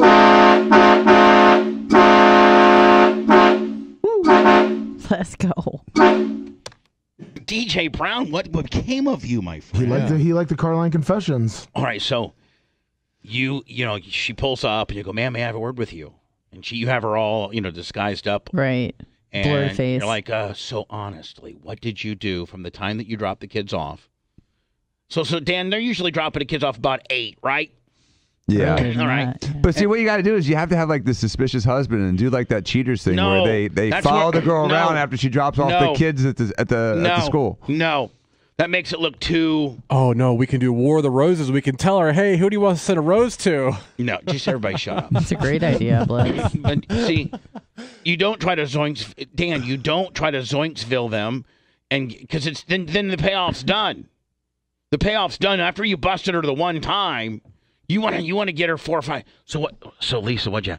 Well, I dropped off the kids at 8, and I went and worked out. I went home, and got my Hitachi out, and had my first nip of wine, and then I met my trainer at 11, and we worked out for about 90 minutes, and then I went back to his place. Worked out another 90 minutes. And I had just the most incredible sex. And then I got myself ready from his place, and I'm here picking up the kids. And he pulled my panties to the side. I've been watching a lot of porn. I see that. Yeah. But I mean, no, and then you'd have like another girl. She'd be like, "Well, I'll tell you, I went home and I cleaned and put new sheets on the bed, and I got my meals ready for the kids, and I did my husband's dry cleaning, and went out and did a little lawn and young gardening, and like real women." How come every time I come home you're in such a good mood and dinner's not made? But boy, your ass is really starting to pop from that trainer you're seeing. Oh, Donnie, I will tell you now, I do not do anything at home but sleep with the gardener, Donnie. That's it. But I mean, Carline Confessions. Now, you look at each woman there, and each woman represent. I mean, she's got a whole life. Some of them probably went to work, right? Like, well, I dropped off the kids, and I have to be at work by 8:30, and then I work until 3 o'clock, and then I come pick up the kids. Mm-hmm. I'm working for this real a-hole attorney. He bosses me around. He's also a plastic surgeon. But I mean, you'll get a certain amount of those girls too. Some girls that aren't doing anything wrong at all, right? No, yeah, Or exactly. you get the nannies that are doing the dad. Oh, yeah. Some Swedish nannies. Like back in the day, Tyler had a nanny that picked him up from Carline. I heard Blitz. She was super hot. And I can just imagine if they interviewed her. So what happened? Well, I worked for this guy. He's on the radio, and I do not like him. He's always trying to sleep with me, but his son is such a nice kid. I'm here to pick him up. Listen, me and Blitz didn't think our nannies were real scandalous until we saw some pictures one time. Oh, and they were more scandalous than I ever thought. Yeah, so we had this one. Her name is Tina. And she was just this little innocent blonde. So you thought? Yeah, so we thought like this really, like for real, like innocent blonde. Foreign? Like, yeah. They're from Denmark. They're Danish. Oh. I got all my nannies from this Danish service. Mm-hmm. And she was just like so shy. She was cute. Yeah. She was really cute. Yep. And she'd be laying by the pool. Me and Blitz, she'd bring her friends over. Me and Blitz would just be totally, just perving out. Yeah. Perving out, trying to do everything we could. They didn't want to have anything to do with us. Because we figured out why. Because they'd never seen African American men before, ever. And once they discovered that, they went crazy on them. So me and Blitz were in one weekend. Tina takes my debut over to like South Tampa because they had this whole pack of nannies. Like they would stay at one of the nannies' houses. The parents would be like, "Yeah, you can have your nannies over this weekend." And so there'd be like 5 or 6 nannies that stay over by Dan, and then they go to Ybor. So she was gone one weekend, and me and Blitz were upstairs, and we were just looking, okay? It's my house. We can do what we want. And Blitz comes down and says, "Hey, you should see these pictures I found of Tina." And we're like, okay. So we go and find him, and she's with all these black guys and stuff. And I think they're doing stuff, but I can't really get into it. So then we see her the next day, and we're like, "Tina, what have you been doing on the weekend?" And she goes, "Oh, I met one of the Buccaneers." Oh, yeah. I'm like, "What?" "Yes, I met one of the." She's in love with them. Yeah, I'm in love. She's gonna get married. I'm in love. Have kids. We're like, "Well, who on the Buccaneers?" So she showed. She was. There was just this regular black guy who told her he was just jobber that might have like played some pickup football one weekend. And we're like, Tina, he doesn't play for the Bucks. "Oh yes, he does. He has a jersey and everything." Yeah, he has a jersey with some other guy's name on it. Right. So he bamboozled her so bad. Oh yeah. So yeah. It's so funny. She thought he was an NFL player going to make millions, and he was. Right. We're like, Tina hadn't done anything. Tina. Yeah, he'd done some stuff all right. Yeah, not with the football though. Yeah. Hello, Anna. How are you? Hi. Good morning. I gotta get levels on you. Is everything okay? Yeah. You mad at me? I don't know. I don't know if you're mad at me. What do you mean? Are you? You don't. I ask you if you're mad at me, and you go, "I don't know." I thought you were imitating me asking you. No. I was asking like me. Are you mad at me? Oh, no, certainly not. Exactly. That's the answer. Certainly not. Never, ever mad at you, Bubba. Ever. Lummy, how are you doing? I said this bright idea, Lummy, right when we were going on the air. I was playing this right here all the Broadcast rights for the Bubba the Love Sponge show have been granted to this station by the Bubba Radio Network. Like we have disclaimers and stuff, right? Yeah. I was thinking we should make you and Tyler do them all. Hey, we've been working on a couple other things. Yeah. Blitz, the 2 driest guys we got here. Well, we were working on commercials. You and him together? Yeah. Oh, no way. We've been trying to like kind of tag team it. Actually, Bubba, him and Tyler have really stepped up and done a lot of stuff back here. I think Tyler wants him to be his dad. We kind of just hang out after, once the show's done, and we get in and start looking for stuff. And yeah, I think Tyler really wants to work with, like really likes you more than me. Oh no! You guys are working shoulder. That's not good. No. That's not. It's just that. Oh, listen, Lummy, chill out. Okay. Jesus, I'm just being funny. Okay. Well, think that it's for real. I really thought you were taking my son away from me. I'd fire you immediately. Yeah. That's right, exactly. So you got that to deal with in your head now. Yeah, I know. So every once in a while, just kind of be mean to Tyler. Like, hey, Tyler, you really suck. I hate you. That's what I do to him every now and then. Yeah, I'll start doing it. That way he won't start liking you guys more than me. Yeah. It just keeps me a little bit above you guys. Yep. If you just cut him down every once in a while. I brought him some chicken today from Fresh Market. Oh, don't do that. Nice. Well, the problem is I peed on it. Oh, okay. Good. Yeah. Great. Perfect. You peed on it? Yeah, you got to do something nice and mean at the same time. Oh, okay. That's how he marinated. I was like, is that a new deal? Like, you pee on chicken? Marinated with urine. Yeah.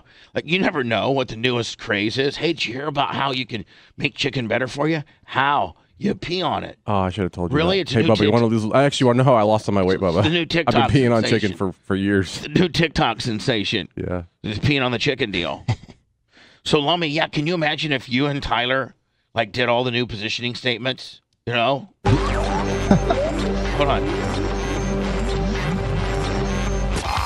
The Bubba Radio Network will return after this. All the board ops just freaked out. Oh, yeah. Hold on. Sorry about that. I want you to say, Lummy. Yes. The Bubba Radio Network returns after this. The Bubba Radio Network returns after this. It really, we could get a tax credit because it sounds like we have a special kid doing our voiceovers. Does it not? Sure does. Yep. Blitz, you know, we just talked about earlier how the government's just handing out money. Oh, I know. Like money that people don't even know about. Oh my God. I love it. DJ Willa 007, $50 cash. Thank you. So, like, you never know. The government could be handing out all kinds of money. Like, hey, you ask her, we have a special person who's not, we have a slow adult that's our voice guy. Oh, actually. Giving a slow adult. You can tell by the wave. Giving a slow adult an opportunity to be productive within media. We're whores and spread wide for Super Chat, stars, and PayPal cash. So we all got to monitor double chat room Willie. Oh, yeah. Like, Lummy, I'm going to say, Lummy, you have to monitor the YouTube one. And then I'll do Facebook or something like that. Which one? No, you know what? I think Facebook. Blitz, where do we put? We have to assign. Okay. We have to assign one to one of them and the other one. And then you and I will kind of dabble between both. All right. But where do we? Lummy gets first choice because Lummy's been here longer. And let's be honest, Lummy's way more over than her. Oh, yeah, way more. I mean, like, it's not even funny. Right, Lummy? Yes. Like, no. Blitz, I mean, I've been here longer. Blitz, can we put a So poll much up? over. Blitz, can we put a poll up? Who's more over, Anna or Lummy? And no one's even going to vote for me, Bubba. I just want to see how bad it is. It's bad. I think Blitz is it's really bad. right there. No, Blitz, put a poll on, and before we even put it up. vote for Listen, babe, we're just trying to see how much they like Lummy over you. It's just statistics, okay? It's just data. No big deal. Don't let it hurt your feelings. Blitz, I'm gonna say 80-20. No. What are you gonna say? It's going to be like 90-10. 60-40. No way. 62. No, you know it's gonna be a runaway. Lummy is so over. Let's find out. Hold on. See, everyone's voting for Anna already. Just knowing that you're gonna get in trouble or what? Probably. Truly, how you feel? Everyone vote for Lummy. Who do you like better, Lummy or Anna? Like, truly, not the politics behind it. And that Blitz could blow your house up if you put Lummy. Oh, I'm going to vote. No, I want you to vote Lummy. So, do you have a little... Okay, we got a little poll coming up here. Was it a 5-minute deal? What the hell? Who is more over? Look at that. It's so even. Oh, my God. It's so even, Anna. Who do I vote No, I'm for? dropping. I'm going to vote for... I know who I voted for. Anna. Voted for Lummy. Nope. See, it's going to be that 60-40, 70. It's 59-41 right now. It's Anna, it's 60-40. I thought it would be 80-20. Hold on, it's not over yet. The people know that Lummy doesn't want to be over as much. Yeah. They know being over Now is... listen, chat. Quit equals playing getting your fired. chat games. They're playing chat games. They're playing chat games. Yep. Throwing you a kind of a bone that doesn't represent how they feel. Curveball. They really don't feel this way. Curveball's Blitz. right. Blitz, they really don't feel this way, but they don't. They're playing a game right now. That's like, let's boost her up. Well, the true Lummy fans know that being over that much is not good, so they're trying to help. They're protecting him. Yeah, they're protecting him. Thank you. That's how much they love him. That's why I voted Anna. Right, that's how over he really is. Yeah, and the fact that he's so over that the fans know that he gets heat when he gets real over. Right. Because it's in his So head. they're trying to put Anna over. So, yeah, they don't like... but that's just as a decoy. They hate Anna. They hate me. Anna's just a beard. Right. Kind of. What? So that just shows how over Lummy is. He's that much over. God, Lummy's demand just wow. Anna. Trying to start a chant. I'm just trying to get I can't get to the bottom of chat, like the message part. Maybe it's because I... Is it over? Is it over? Let me 56-44. Only halfway. 55-44. 55-45, I mean. All lobes, no globes. That's what someone said. All what? That hurts my feelings. All lobes, no globes. That's funny. That is so... Why is that so Sometimes, Blitz, they're so mean-spirited. Yeah. But sometimes they are so brilliant. They are, I mean, God love them. That's Dan's other chat name, obviously. They're funny as hell. And I cherry-pick some good stuff out of there a lot. I should probably give you guys more credit, but you guys are funnier than hell. All lobes, no globes. Oh, my God, Anna, that's the best. I know. 55-45, Lummy, is kind of how I think it's going to be, buddy. Yeah. I mean, It's right there. I mean, they really helped you out, Lummy. In realistically, Blitz, I'd say it's 70. Like if it was truly real, I don't know. Anna is pretty over too. She's not over. like Lummy. No, she's no way, not like Lummy. It goes like Blitz. I'd say it'd be like 90-10 if it was honest. Yeah. I'm doing your beard today. You know Yeah, that. I know. I'm excited. You excited? I'm super excited. Now, do you want it just a trim or do you want a dye job too? I was kind of thinking maybe not a dye job because it's we've kind of thinned out the bush of the grayness. That now the gray is not as bushy as it used to be. Oh, it's bushy. So do you want to? Yeah, dye job. I like your dye job. You do want a dye job? Yes, I want to look way better with the dye job.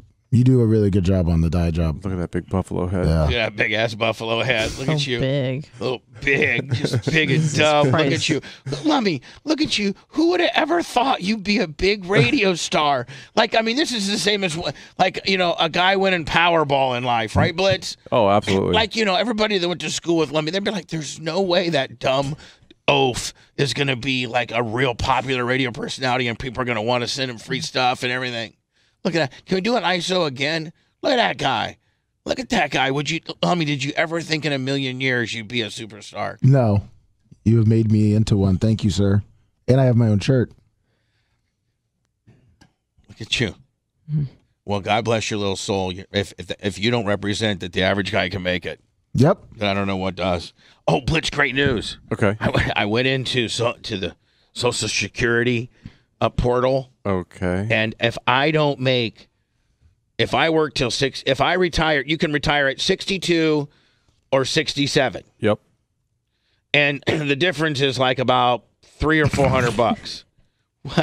What? I was just going into the Lummy archives, and are you going into the topic that I'm speaking about? I'm already looking at how much money I'm going to get. No, I'm just, you know, just Lummy at his finest, you know. Where are you finding this stuff? On our YouTube page.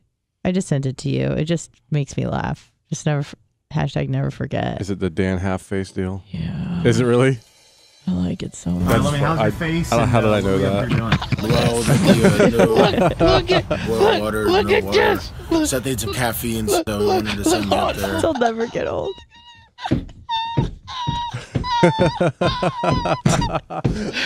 Thanks, Anna. And you had to roll around with a half face. It'd be a shame if you had to deliver your baby like that at the hospital, Lummy. I don't think they let me in. Did you hear about this one dude? Lummy, maybe you could start a trend where, like, you know, this is a cool. Oh God. This is a cool. You got to play a little more so we can see more of the half face. Okay, but hold on. I will, but I'm thinking we take the half face to another level, Lummy, and we do opposite. Like, watch. If this side here, if I was to take you and shave your left side of your beard, right? The opposite mustache. Then you shave the right side of his skull, like, you know, all this. Yeah. Or do you completely half face it and then just take it so one side's clean? I don't know if you reverse it. I mean, you got to do eyebrows as well, though. Oh, I do well on his eyebrows. You do. No, but if you take off all the hair on one side, you got to do eyebrows. Yeah, whatever. Yes, shave them all the way off. Whatever side that's the bald head side, the eyebrows start that process. By the way, I would be very against you shaving his eyebrows. They'd take forever to grow back. No, they wouldn't. Hold on. Oh, yes, they do. My half beard. Now, let's not forget. My favorite part the reason why that Lummy is in this condition is because his dog bit him. Yeah. They were My playing favorite part was when you shaved his face and he goes, "I thought my gob was gone." It's still there. It's still there. Lummy, How long did you have to work? How long did you have to walk around with the half face? You had me do it for 4 days. Didn't you have to like go see your parents or something? I canceled that trip. I can't go at half face. Yeah, I canceled that No, one. but the best is when he goes into the 7-Eleven with the like. Oh, the mask, the undersized mask. Is this available on our YouTube channel? Yes, okay. Yes. I need to also probably repurpose it on our Facebook, don't you think? Yes. Okay, I'll do that later today. Hold on. Put a beer thing on, but I did bring the smallest one I had. So this is right when this was July of 2020 when COVID was like real full hot. Yeah. We'll see what they say. Yeah. Oh my God, The God's better. Lummy. Look at this side profile. Oh my God, Lummy. You look like a grouper. I look like a what? It looks like it literally looks like somebody put a patch of hair against the wall. Lummy, what the hell? I was on some pain pills at that point. Oh my god. I don't know what was going on. Look at that Mac Davis fro he's got too. Look at that Mac Davis fro. Oh my god. Oh, Look at what kind of fro. Oh, Lon Johnson. I'm gonna pee my pants. Lummy, what kind of hairstyle is that? H&R Puffin stuff? What is that? Hey, yeah. What is it, buddy? It was Curl H&R Puffin stuff. Needle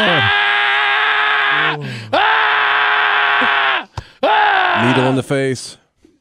Oh Christ. All right, so hold on here. Here's the mask deal. Oh.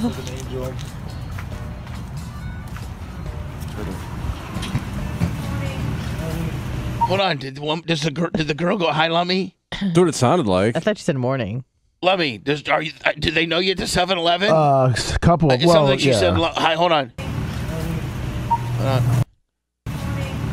Yeah, she said It was morning. good morning. There's the guy knows Lummy. me, the Lummy. What are you there buying, Lummy? Think Seth's Your a monster mocha or drinks. vanilla kind of guy. Oh, Seth wanted a drink. Yeah. You know, and Steph never just wanted a drink. He had to be some kind of Starbucks. over the top, kind of, thick water, Starbucks Willie. Sorry.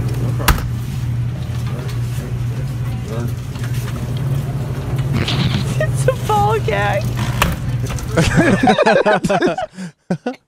I have the mouth covered.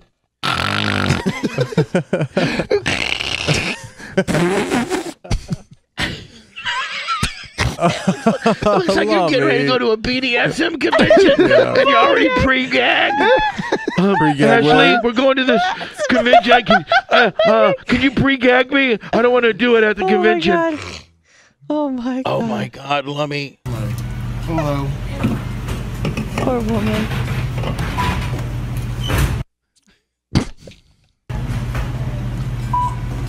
Lummy, What's all monster teas you bought? Lummy, you know that for damn. within the COVID world that your nose is kind of like what you're trying to cover.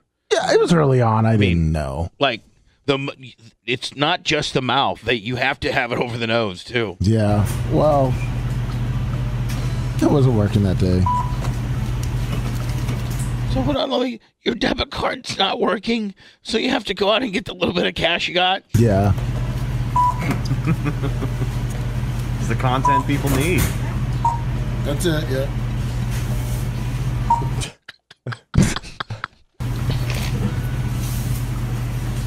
Let me fast forward to see if we got any lumminess going on here. The water. I can have a beard. Oh, hold on, Lummy. Blitz, that's just super performance K&N. I hear that. K&N deal. I hear it. You know I can have a beard. You just said, you know, I only got half a beard? Yeah. I was pointing it out to her. Out of nowhere? Yeah, I just pointed it out to her. She was staring at me. Have the receipt too, please? Receipt? Well, that was before we were doing the fetch deal. What do you need the receipt for? I don't know. Umbrella Hawaii 27AA. Thank you. Go to the new Fetch app. Yeah. FETCH. It's on my Facebook, and download it and type in what's my number? Umbrella Hawaii 27 AA. No, it's not. Yeah, it is. What is it again, Lummy? Umbrella Hawaii 27 AA. Right, type that code in, and I get free points, and you do too. Good one. Lummy, are you? I was trying to talk to her. She wouldn't. People freak out when they see. People. What do you think? What do you think about her, buddy? People freak out when they see the camera. I've seen her in a while, and that would be honest puffy fupa. That hurts my feelings. That's funnier now. I bet you your fupa's not. I bet I you don't have one. That's what I was just getting ready to say. I bet you don't even have a fupa. I don't.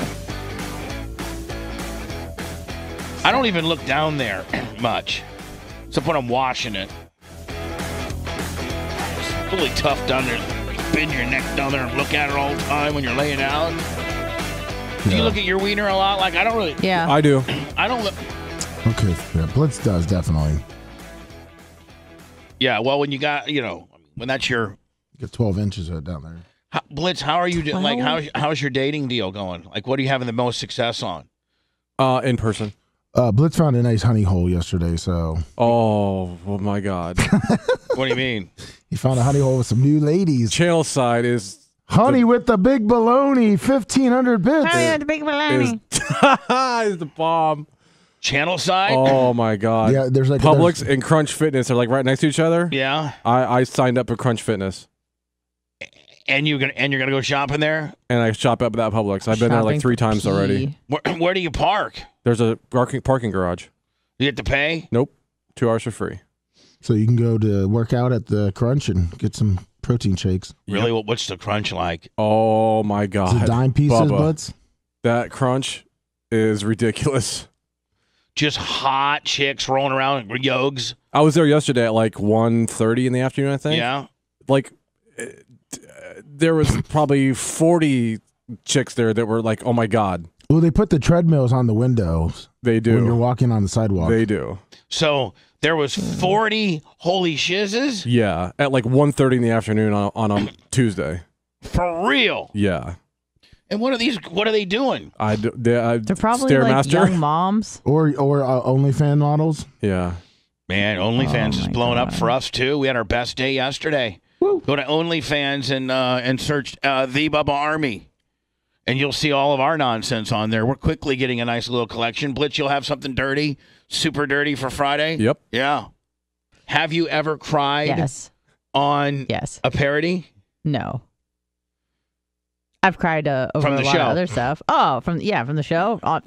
Regularly. I don't cry over parody. I cry over my steering wheel on the way home. Do you cry sometimes on the way home? Sometimes, yeah. Every day. We make you feel that bad about yourself? No, it's what that- she's going to. Nothing. Well, no, hold on. Let me easy. Oh, my God. Jesus. Easy. Oh, sorry. Let me That was an outburst. What she's I'll going correct to, the myself. Skyway. Let me. I'll correct myself. I'm sorry. Now I'm going to cry over that on the way home. So, Anna. Yeah. How often do you cry while you're driving home? Because, like, just driving or driving home from here? Driving home from here. How often do you cry? I've maybe done it like... I cry on Man Crush Monday, Taco Tuesday, Hump Day Wednesday, Throwback Thursday, and whatever day Friday is. So Platana, that would be 5. You cry 5 days a week? Yeah, but I forgot Saturday and Sunday. I cry those days too. I just ran out of names. Anna, how honest to God, how often do you cry when you leave the show? For real. I probably cried in total since I've worked here. Maybe just like, I don't know, 12 to 14 times since I left work. For real? Yeah, well, when I first started, it was a little rough. Remember those And like days when were... you cry, you would just be like... Yeah, I cried a lot on my way to St. Augustine. I don't know why. I feel like... Cry? I thought you were celebrating the The fact that Beatles made a song about how often I cry. 8 days a week.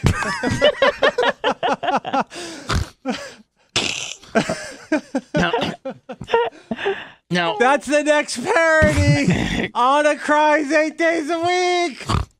So Anna, like when I specifically remember when you were going to Savannah, it was great. Like you had a little bit of money. It was like a part of St. Augustine. It was part Savannah. of. Yeah, I'm sorry, St. Augustine. It was part of, I think, a little mini vacation. Like we either had Monday or Friday off or something like that. We had Friday off. And like you're gonna meet your friend up there. Yeah, I was super excited. And then what would there be? What would you ever think? What would make you? I don't know. I think I was just got in my head about something. I don't know if it was. I think it may have been a bad day. But then I left, and I just remember I don't know. How long is the drive? Like 4 hours. So it was about like 3 hours and 35 minutes of crying. It felt good though to get it out. What was Reagan saying on the way up? The only time I didn't cry is when I had to stop and pee every 10 minutes and eat snacks. So I cried during that too. Otherwise, I was crying. Now, did Reagan go with you? No, it was just me. So it was just you. Yeah, that's when I cry. I never cry. I try not to cry in front of people. I know you have no window tint on your car at all. So like when people are passing you by, it's dirt. When people passing you by, Yeah. they see that you're going. Well, no, because I have sunglasses on. Honest crying towel, $10 cash. Yeah, but it feels good to get it out. I like crying. I enjoy it. Sometimes if I'm just really tired, I'll like think of something sad and I'll cry, and then I'll get all this energy afterwards. And I feel invigorated. Oh my god! For crying. Mm-hmm. Have you ever done that? Have you ever just felt like this massive relief and then? Yeah, when I masturbate. Yeah, well, that too. See, that's what I think. Again, I'm not trying to put you in an uncomfortable situation, but I think where most humans masturbate, you cry. I do both. I have to get it out of every direction. Yeah. Yeah. Well, that's great. I do certainly know that I've been the culprit of probably your last couple cries was directly upon me, like my fault. Yeah. No, the last couple, maybe not the last couple, but certainly at the beginning, it was rough. Was I a bigger dick then than I am now? I just think I wasn't used to it. Am I just a dick? Part of it was she didn't get it. I didn't get it. So when you were like blacked out on your grader, and I was texting you when I walked off of the show with Seth, and I was really upset about it, and I thought you were gonna be like, it's okay, it happens, whatever. But you were just like, maybe this place isn't for you, and you said a bunch of other stuff, and then the next day you didn't even remember writing that because you were just pilled out, and I cried for like 4 hours. You cried that I was Blitz. If I was really, really concerned about what my boss thought about me, but I come back to you and go, hey, Blitz, guess what? He was so pilled up, he doesn't even remember saying it. No, I think she means she was crying before she knew you were pilled up. I didn't know you were pilled up. The next day you go, I don't remember writing that. She kind of told the story odd, but what I'm saying, but I don't remember it, right? Right. And the things that I said, I don't remember. Right. And obviously the things that I said, since I don't remember them, I don't mean them. Well, so that's how I would determine it. I'd be like, hey, Blitz, our boss he doesn't remember being mad at me. Right, but I think that that concept might be a little new to her as well. Oh. Her boss, her new boss, that basically just told her, hey, look, instead of sticking up for you, I'm going to tell you this might not work out for you. And then the next day you hear he doesn't remember any of that. And the reason why you were crying for 4 hours the day before, he doesn't even know. And you even said, you're like, oh, wow, that was a little stiff.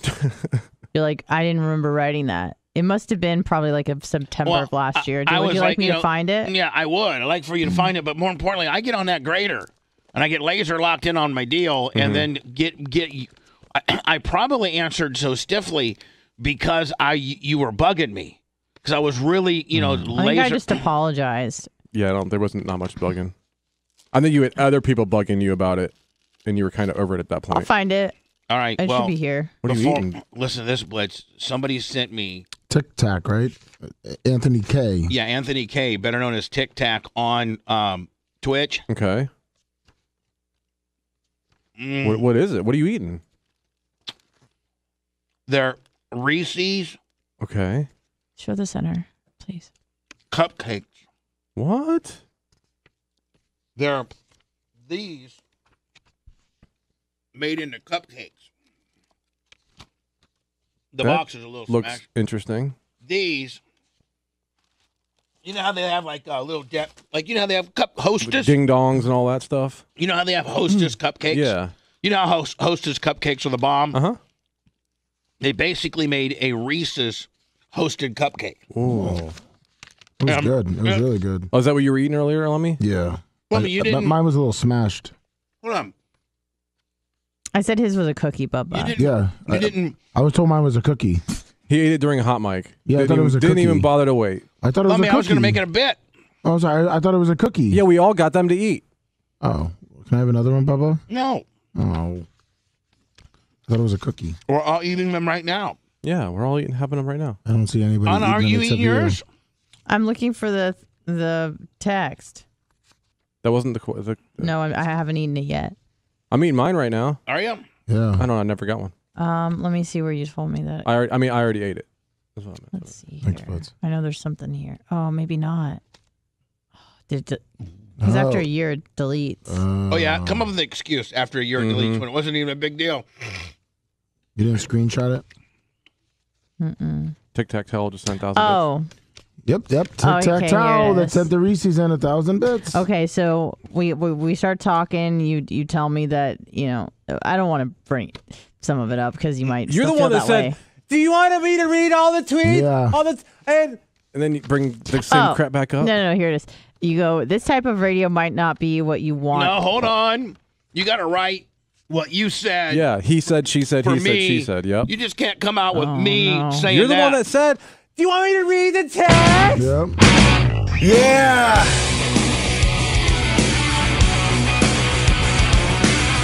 Break me down. I hate it when I realize I messed up and now I gotta read something I don't want to read. Break me down. Well. Break me down. You got a real long face.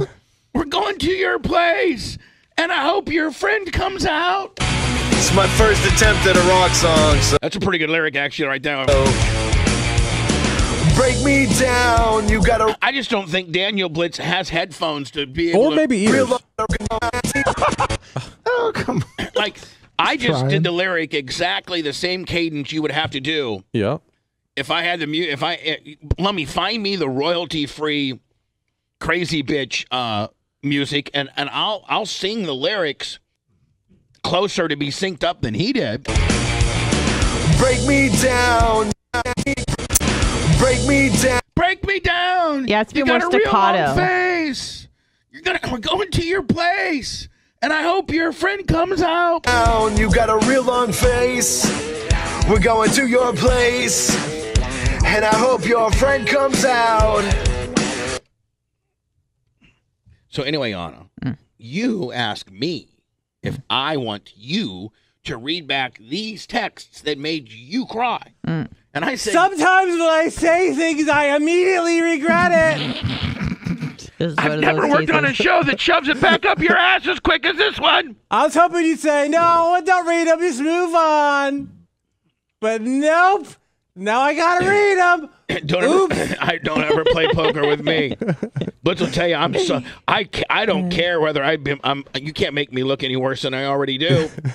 I'm all about. So what did you send to me in order for me to respond that way? Yeah. Okay, I go, hey, so I'm just reaching out because I'm sure you heard what happened today on the after show. I probably should have just left after the big show, but I tried to stick it out. I let some ish get to me and ended up leaving midway. I don't think my job is in jeopardy or anything, but I'm concerned if it's a consensus that I'm coming up short most days. I feel like I was getting better with learning the ins and outs of the show, but after days like today, I Man, started first of all, questioning Blitz, I'm seeing this whole novel come through. I'm on the grader, grabbing fourth gear. Got a great grate on. I'm pinching my wheels down. I'm digging with my heel. I'm doing just the way Elwood and David Markham showed me how to do. I just got my blades set completely perfect, and then I get this. And you've probably been getting these kind of texts for the past hour from other people. Yeah, Seth was already wearing me out, saying, what in the hell are we doing? She's like, she's not into it. She's lazy. Yep. Blah blah blah. Gotta find something else. Seth is sorry. Like, sorry, I said to have her come in here. I stuck my neck out. Yep. It won't happen again. Yada yada yada yada yada. Oh God. I'm getting those. Right. And he's my favorite at that point. I feel he's very talented. I have favorites. I have favorites. Actually, I think one of the reasons why he left is because he felt Blitz was my favorite. Yes. And he can never win. Or as he says online, Chris. Chris, warm it up, Chris. Yeah, I'm about to. All right, Anna. So start from the top without me interrupting you. Okay. But I can just imagine I'm on the grader, Blitz hanging 10, got a great grade going on. My world's just perfect. I'm getting worn out by Seth, how stupid, lazy, and how much, she sucks. And then she comes in, to her credit, as she should, but God, it's so long and detailed. Yeah, it's 3:27 p.m. on Monday, September 21st. Blitz, 3:27 p.m. It's right in my irritable Your zone. blade was literally just getting set. Yeah, go ahead. Yeah. Hey, so I'm just reaching out because I'm sure you heard what happened today on the after show. I probably should have just left after the big show, but tried to stick it out. I let some ish get to me and ended up leaving midway. I don't think my job is in jeopardy or anything, but as soon as you say that, it automatically puts it in my head. Of course. I'm just saying, soon as you tell me you don't think your job's in jeopardy, I take that as a challenge on how I can screw with during you the show, and use it against you. I think on the show, because Seth had called me career lazy, you had reassured me that my job was not in jeopardy. All right, go ahead. I say stuff. Right. Well, you also did have I think it was like 2 days later you gave her a proposal, too. I did? Yeah. What do you mean? You had me write down Bubba's proposal to Anna. Yeah. This is after this exchange? Do you want me to finish it? Go ahead. No. Lummy, go ahead. Number 1, off the morning show. Number 2, off the rail is 10 to 12 Monday, Wednesday, Friday, Tuesday, Thursday, 12 to 2. Not allowed to be on the morning show. Welcome to be on the after show, 10 to 12, Tuesday, Thursday, full time with Kevin. And if he wants to do additional show What's the with date on Kevin. that? I was kicking her off, basically. Yes. What's the date on that? Do you have the date? I have it as September 23rd. That makes sense. On September 23rd, was it on air? Yes, you had me write it down. My on-air proposal was to basically kick her off of this show and let her dabble around on the other shows. And there was a lot of that talk off the air, too. Yeah. Really? Oh, yeah. Anna. Bubba.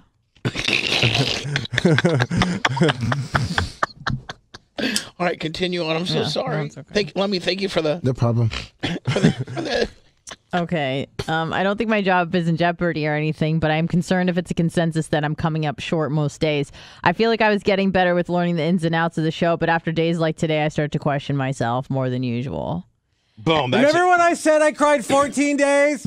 Make it 15. All right, so... Wait, I'm not done.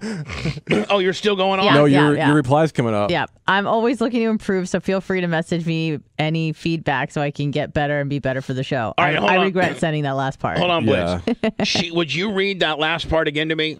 I'm always looking to improve, so feel free to message me any feedback so I can get better and be better for the show. Boom, Blitz. In my little gorilla head, this is my thought process, and I don't know that we've addressed this. You ready? Mm-hmm. One, she walked off a show.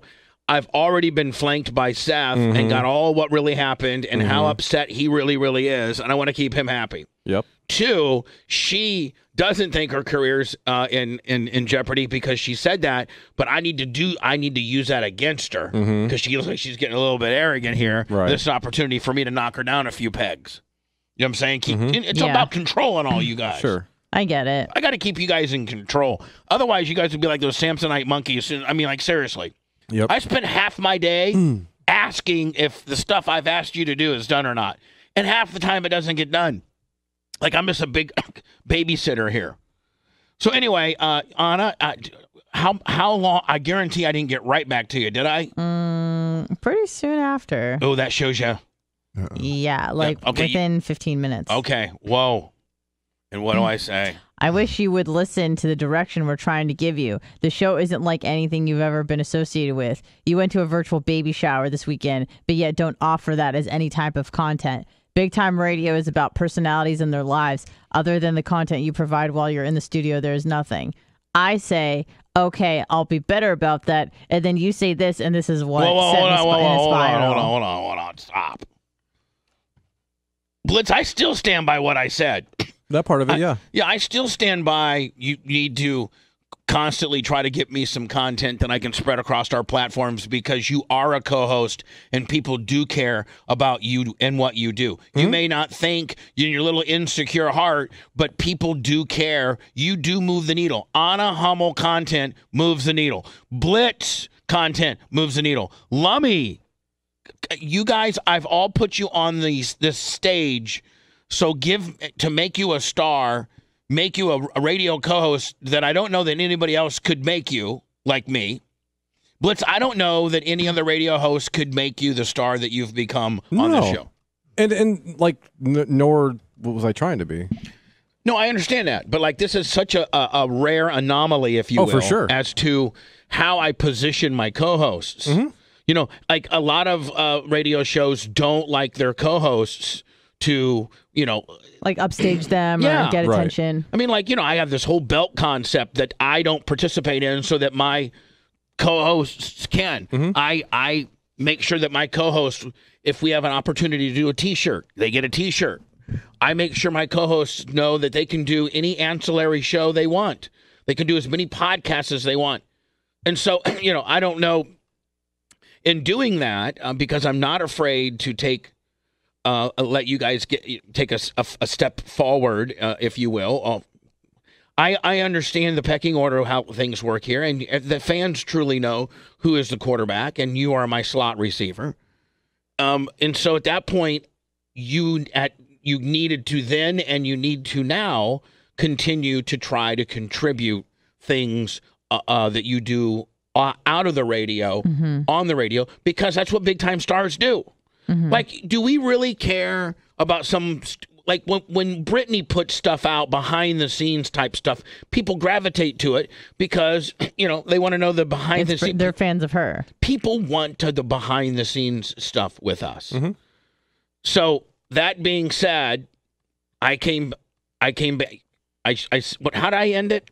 Because you said, then you said, then I said, then you said. I just want to know how I ended my very first paragraph. Other than the content you provide while you're in the studio, there's nothing. At that point, it was true. Yeah. And All then right. I say, okay, I'll be better about that. And then this is where it goes really downhill for All me. right, so you actually answer me super cool. Like, that's great. I said, okay, I'll be better about that. And I thought that was, that's the perfect thing to say at that point. And then you said, this type of radio might not be what you want or can do. I won't be upset if you need to walk away. Okay, and I truly mean that.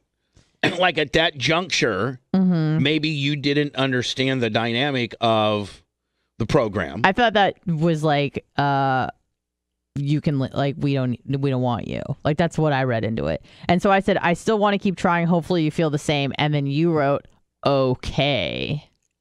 All right. I'm saying, you're like, I'm like, okay. Okay, but I didn't read like, okay. I read like, okay. No matter how you read that, stiff or not stiff, it's not bad. I didn't think it was good either. So I was messed up pretty badly. And then the next day you told me you didn't remember writing any of it. Oh, that's even better. Yeah. So that's what happened. Wow. But guess what? What? You're here. Woo! And I think you've adapted well. Thank you. And it's been a wild ride, but definitely worth it. I wouldn't. Did you cry over the basketball thing? No, but like it was almost like I felt like pre-diarrhea, like your stomach's in knots, you just don't feel well, you feel sick. You got gurgling? A little gurgling. Like, that's how I felt. I didn't I'm just cry glad over you put it. it in terms I understand this time. Yeah. It was like pre-diarrhea feelings. Like, you get stomach cramps and you just feel sick. But I didn't get diarrhea. You didn't? No. But you're still doing, 2 to 3 healthy poops a day, are you not? Sometimes 4 or 5. Mostly 2. 2 nice ones? Yeah, not yesterday. I was kind of sad Barbie about boots? it. Barbie boots? No, there's like nothing. There's poop-free day, I guess. Oh, no. It's kind of scary. Well, anyway. I've been farting a lot, though. Do you fart a lot? No. Yeah, you do. Is that why the cat gets mad at you? I carry a microphone around just to fart into it. Do you fart a lot? No. I think chicks ripping them are cool as hell. Yeah. It is cool. Sometimes. I do. Like a chick rip a hot. Well, yeah, it depends on if she's a beast or not. If a beast, if a beast rips one, it's like, ugh. But if you get a hot chick, they can't smell though. No. Most chicks don't have smelly ones. I know, but if they do, that's not good. Yeah, that's not good, man. The sound of a girl rip, that's cool. But as soon as I start smelling eggs, exactly, that's when my wiener is affected. There's rules when it comes to chicks farting. Sound good, smell not. Some women, will go all of their life and never audibly fart in front of anybody. So you had a relationship with a woman that you farted in front of you? Yeah, all of them. Really? Yeah, you have to have that. Man. I will not date a girl. You don't trust them unless they fart? Right. Listen, like if us have been within a year of us being together, if you haven't farted, then you're not my girlfriend. What does the talk sound like?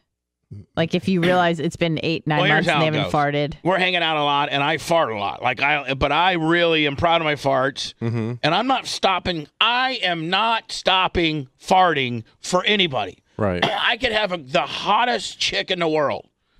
Between 30 and 40. That sweet zone of hot chickness, and she was like, "I really like you, Daddy Bubba, but you can't fart in front of me." I'd be like, "Well, I am so." Farting's cool. I really like to fart.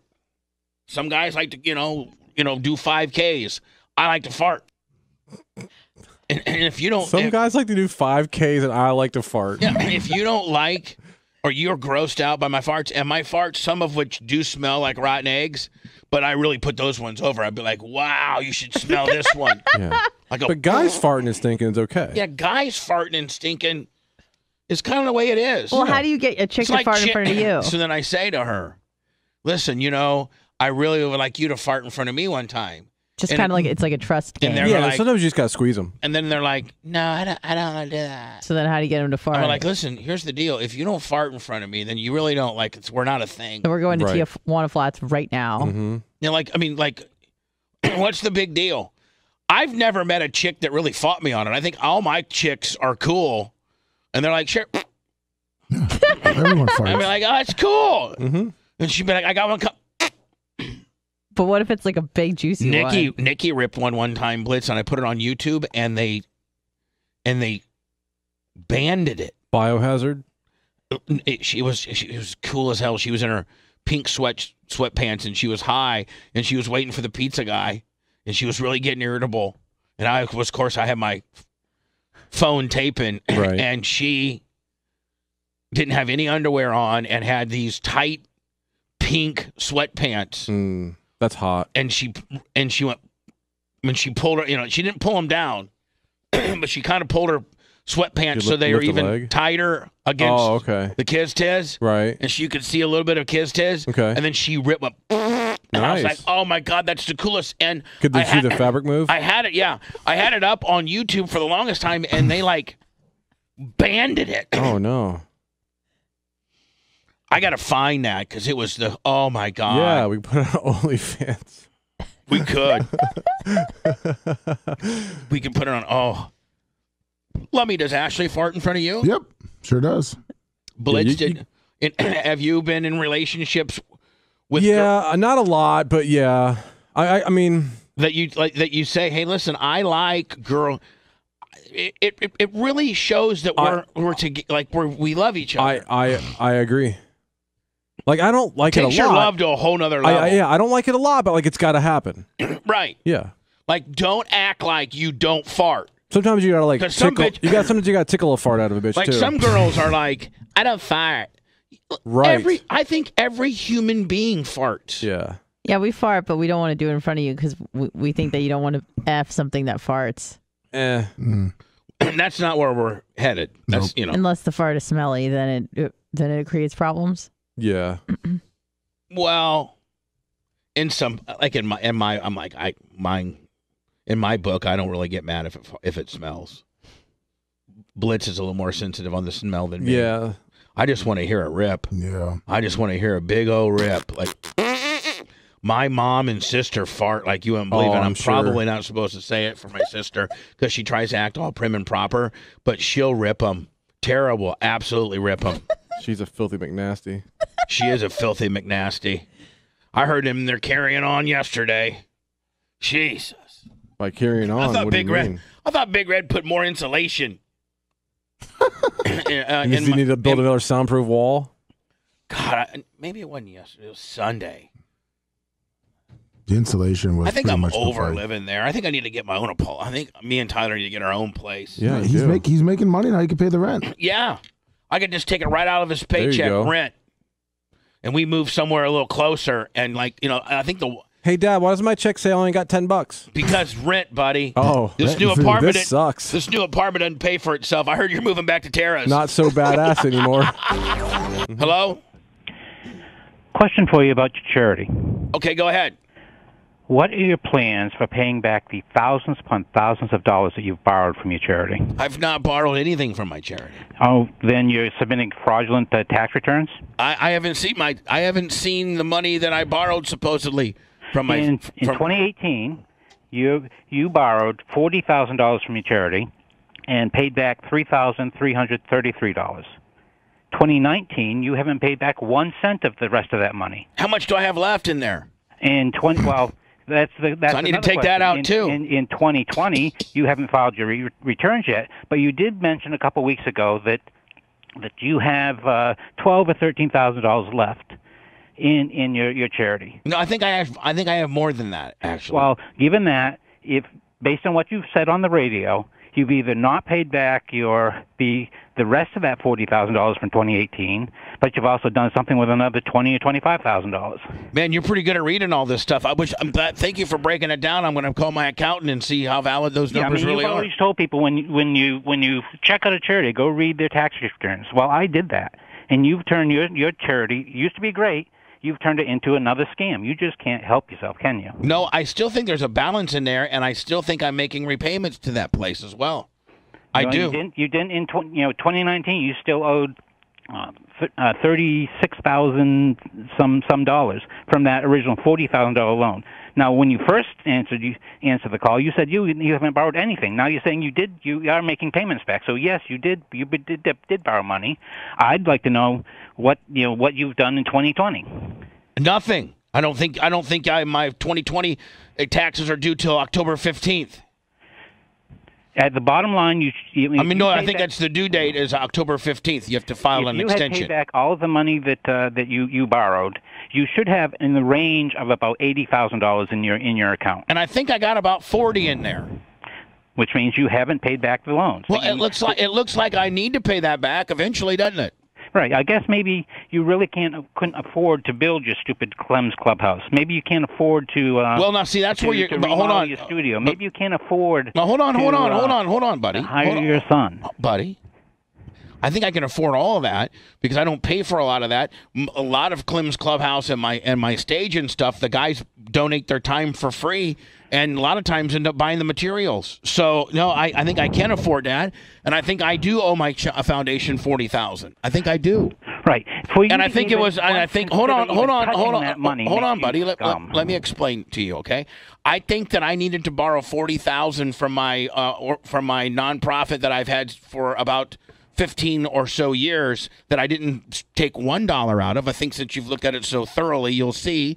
And when I got on my hardest of hard times, if it was between keeping the radio show going or borrowing from my foundation so that I could keep my show going, I think I borrowed against my foundation. I think I did, buddy. I really do. And that means that you think that you are more important than fallen officers, that you say you have the utmost respect for the police, for first responders, but you somehow think that you're more important than them. I think that me being able to stay in business is important so that I can have an avenue to raise that money. And if you can see, sir, I still contribute to make contributions to the fallen law officers. Really? I haven't seen anything you've contributed in 3 years. The last money that you've contributed was in 2018 when you gave Dundee $7,500 after he did your show.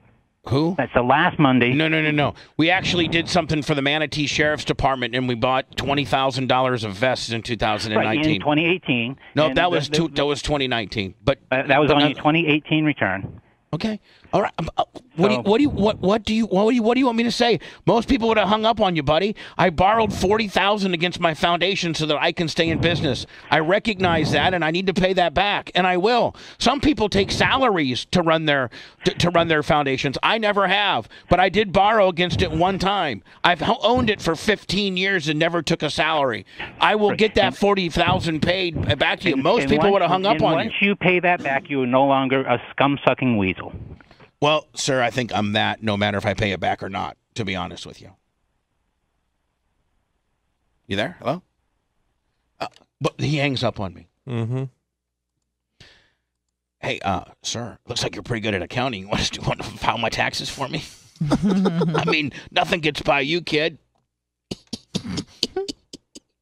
Yeah. I think I had like $80,000 in my foundation. I think I have like 40,000 left, and I think Tom Bean came to me and said, if you don't do something, I can't loan you any more money. The people that have loaned you money, you tapped everyone out. You need to borrow against your foundation. You've never taken a salary. I think it started in 2008. You've never taken a salary, and people have the ability to do that. You can do that legally. And that's what I did. That's what I did. So hold on. Rather than giving yourself a salary that you don't have to pay back, you took a loan that you're going to have to pay back. Yes, I did. What's the problem with that? Well, I'm not paying it back fast enough.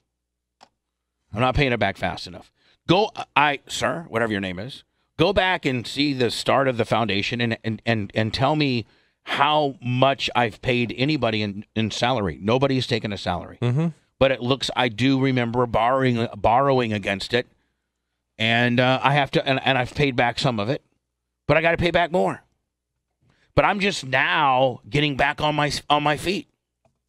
I'm just now starting to be able to, make a little bit of money. Me and Tyler might have to get off Obamacare. Oh no! And so, like, I was at my lowest point when you don't think that me being as prideful as I am, and having started this foundation and taken care of so many fallen officers, widows, and police departments, K-9 units, and the great things that I've done, and how I've actually been very prideful in not taking a salary. Look up Blue Cross, look up Susan G. Komen, or look up the American Red Cross, or look up any foundation for that matter, and see how many people. Hell, Seth used to get paid for the Apple a Day Foundation. His wife got paid for it, and as they should. They were president and vice president of the foundation. I'm the owner and the president of the foundation, and for 10 years, because I think I borrowed it in 2017 or 2018, and I think the foundation was established in 2008. So for 10 years, everything I did, all the time I put for, all the fundraising, everything, I never took a dime. I never paid myself a salary. I never paid for a car payment or a cell phone bill. Or I could put a cell phone in that business. I could rent. I could have the Bubba the Love Sponge Foundation Blitz have an office here at the studios, and then charge the foundation X amount of dollars for rent to help my rent here. Sure. Most charities do. I don't do any of that. My accountant, Jim Martin, donates his time. Tom Bean, my vice president, donates his time. We've never paid ourselves $1. And at my lowest point, you don't think that it absolutely crushed me to have to borrow money against my foundation? It absolutely gutted me. It gutted me. And it still makes me sick that I still owe my foundation some money. But realistically, I don't have to. I mean, I'm not trying to be a dick, but I could write it off. As the president of the foundation, I could write it off and say, this is not required to pay back because I'm the president of the foundation. But I give you my word, I'm going to try to pay it back. I think I paid back $3,000 last year. I think that's what the guy said. I paid back $40,000. I think I owe like $18,000 or $19,000. I think is what I owe. And realistically, sir, I could write it off and not pay it back, and maybe I will. Maybe I will do that. Then you'll really be mad. And yes, sir, our show is a big shakedown. We don't stay on the air if the great, not like people like you, but the great people continue to help us pay our way. We don't stay on the air. We don't stand a chance, and we don't stand on the air. And it's amazing how many radio personalities have started their little foundations now and their little 12 boobs of Christmas contests and all the biting that goes on here. And then 95% of radio hosts would have hung up on that guy. Yep. Completely hung up on him. He hung up on himself. It got so real, and that you so got me, and your statistics are so good that I'm going to let you continue on because you are correct. The information that you're spewing is correct. You do have your stats, sir. And you know what? I'm going to write it off. That's what I'm going to do. Living on your lips, gifted 5 subs. In fact, I'm going to play the little commercial. Hey, it's Bubba from the Bubba the Love Sponge Foundation. I started a foundation. Hey, that's going to really make you mad. And I don't lie in this when I say there are no salaries. I took a loan that I might write off. Lummy, have you got with Brian and scheduled a sports show yet? Yeah. Oh, you have already scheduled it? Wednesday at 5 p.m. till 6 p.m. We have a hard out at 5:58:37. That'll be live on Twitch and various pieces parts. Yes. It'll be everywhere. Lummy, you could go live on Facebook and or YouTube and do that too. Every once in a while, throw it up a little bit. Okay. All right. If you like. Yeah, I'll get my butts. Manscaped offers the best in precision-engineered tools for men's below-the-waist grooming. They just launched their fourth generation trimmer, the Lawnmower 4.0. Join over 2 million men worldwide who trust Manscaped with this exclusive offer. Get 20% off and free shipping with the code BUBBA at manscaped.com. Manscaped engineered the ultimate groin and body trimmer by focusing on hold on, this is gonna be a piece apart. Intelligent functionality. Feng shui. Intelligent functionality. There you go. There you go. Okay, but putting it all together is going to be horrible. Hold on here. Intelligent functionality. Functionality. Intelligent function. Functionality. Intelligent functionality. Intelligent functionality. All right, shut up, Stop you bragging. nerd. I'm stupid. I can't say it. I should just have, like, Kid Rock goes radio edit. I should just have Brian go, intelligent functionality. Functionality. Intelligent functionality. Intelligent functionality. Intelligent functionality. Let me say it. Intelligent functionality. If you can say it and I can't say it, what's that say for me? Way to go, Lummy. Lummy's the next best thing. I just heard Brian in my head. Intelligent functionality, right? Nailed it. Manscaped engineered the ultimate groin and body trimmer by focusing on intelligent functionality. Did I say it right? No. God damn it. Just think function. Just say function. By focusing on intelligent functionality. Was that it? Yep.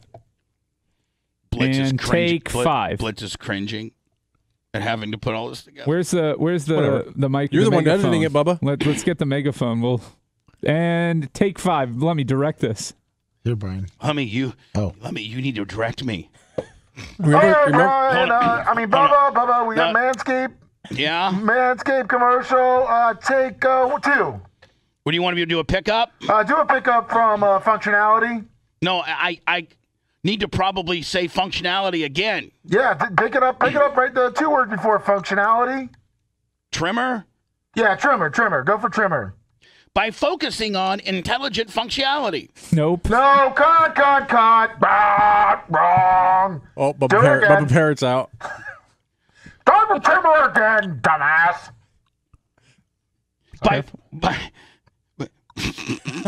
Can I hit you with my stick every time you say it wrong? No, but I can smash you in your horse face every time you try to hit me with a stick. Oh, awesome. Bitch. Thank you. Sorry. Quiet on the set. We're doing a commercial. Manscaped.com. Functionality. By focusing on intelligent functionality. Did I say it right? Yeah, God dang it. I nailed it this morning when I was pre-reading this. Manscaped engineered the ultimate groin and body trimmer by focusing on intelligent functionality. No. What the hell is wrong with you? Functionality. Come on. Take 5. Pick it up from trimmer. Just say function. Ality. There you go. Let's all put it together. Everybody take a syllable. Function. Function. All right, hold on. Here we go. Functionality. There you go. Now put it all together for me. By focusing on intelligent functionality. By focusing on intelligent functionality and an incredible comfort grooming experience. There you go. I put that all together and then some, bitches. Nailed it.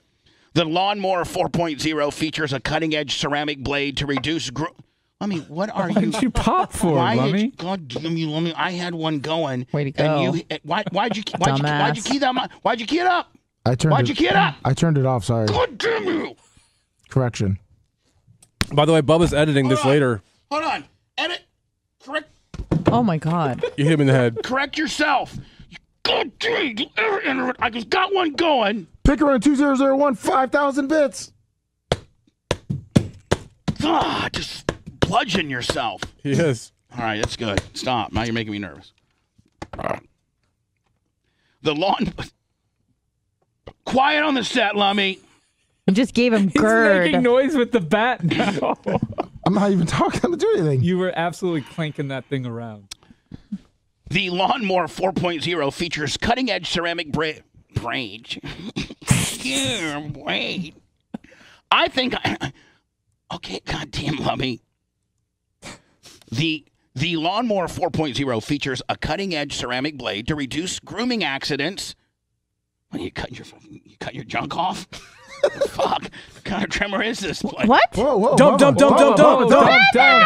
it again. Yeah, we're still on the air, buddy. I forgot to. I'm like, oh, he jumped it out. Yeah, My like, mic wait, was off. no. I jumped and had to turn my mic on. I remember my first day in radio. You've already had one today. I had 2 in a row. The guys will tell you that I make the least amount of those mistakes. I know what it is. You got into like your pre-show read mode that you used to be in, and that's when you would hang loose and Vermont teddy bear it up. Got me in trouble. I did the same thing like a month ago and couldn't believe it. Hey, Lummy, shut up over there, snargling, you son of a bitch. I was shit about Brian. Oh. He said something that a jerk would say. He is a jerk. Yeah, I mean, what do you expect? I said something Brian would say. Blitz, I almost think I might need to read this later today. Okay. Practice reading. I can go over it with you if you'd like. I can do it. It's just that I'm on the air now, and I got 5, 6 people in here snarking on me. Yep. Yeah, it's hard to, read. You want me to do the read? I'll do it. We'll do it during our meeting later. I'll do it live. The Lawnmower 4.0 function. Why is he like this? Tyler says you need flashcards. Shut up. He's in the chat room. He just said, Dad needs flashcards in the chat room. You son of a bitch. Tyler, you know what? He's trolling you. He doesn't even have a mic. Bubba, do you want the bat back? No, I do not. I want Lummy to come pick up this copy, and since Mr. Johnny, but Daddy needs flashcards, here we go. We're gonna have him read it. Let's see how goddamn good it sounds, Dad. Yeah, Blitz, put him on your microphone. Yep. There you go. Tyler being a smart ass in chat. Dad needs flashcards. I hope he nails it. There's not come on, Tyler. Come on, Tizzy. If you have anything in I'm you. smarter than he is. I hope you're a better reader than a whittler, my friend. Yeah, true. He's going to absolutely crap the bed. Let me walk down and say, here you go, Jesus. He's going to absolutely, completely crap the bed. He's so nervous right now. He's just like, he doesn't know what it's like. Don't let him get in your head, Tyler. Come on, Tiz. Don't let him get in your head. He's so nervous right now. Tyler. All right, stop. Oh, you want to be on the Countess show, bitch? We don't do chants. Who said that? That was Anna. Shut up, stupid bitch. It was Brian. I just got back. Too bad. I wish we could start hitting him. You want me to hit him with the bat? I got a bat. Yeah, hit him one time. That was. Oh, that was actually pretty. That was stiffer than Bubba's yesterday. Really? I'll tell you that right now. All right. Can I get in there? Sorry, Brian. Look at Tyler. Oh, Tyler, are you there? Yeah, I'm here. All right. Well, let's see you do it, buddy. Let's just see you nail it, Johnny Flash. Dad needs flashcards. Go, babe. This is no joke zone, cousin. Come on, come on, babe. Go, babe. All right, you ready? He asked me. Wait. Are you allowed to read this? Hold on. He asked. Yes, he. By the way, Tyler, can I ask you a question? Yeah. Do you? This is a little weird. By the way, he's an adult. He's 19. Oh God. Do you groom down there? Once in a blue moon. Well, you know that more often, Tyler. You know that like women prefer. Like this is like we're having like a guy talk right now. Okay, we're doing like guy stuff. Yeah, but I don't want to keep buying razors. They're too expensive. Yeah, but you know your dad likes it bald, right? That's why you manscaped Your dad goes to 4.0. 0 everywhere. Listen, buddy. You could use a razor more than once. They're getting ready. This Manscaped company is getting ready to send us a new Lawnmower 4.0. I think I'm going to give it to you. I think you need it the most. Well, thank you. I mean, are you real bushy down there? Not right now. No, but you recently just trimmed. But you do get bushy at times. If I let it go that way. Blitz telling you to say all this stuff. I'm not saying anything. Okay. So now, he's gross on his own. Now, is this gross that I'm? Can't you have that conversation with your son? Yeah, on air is the best. No, I said Tyler's gross on his own. Oh, what I'm saying is like, like Brian, when your daughter's 19, I mean, your wife might be able to say, hey, I don't even know what your daughter's name is, and I don't even want to know her name for the context that we're speaking about. But like, you know, you probably have to ask her if she trims her pubes. Don't you? I don't have to ask her that. But your wife probably would. I mean, maybe. Girl talking, right? Yeah. Well, me and my son are guy talking right now.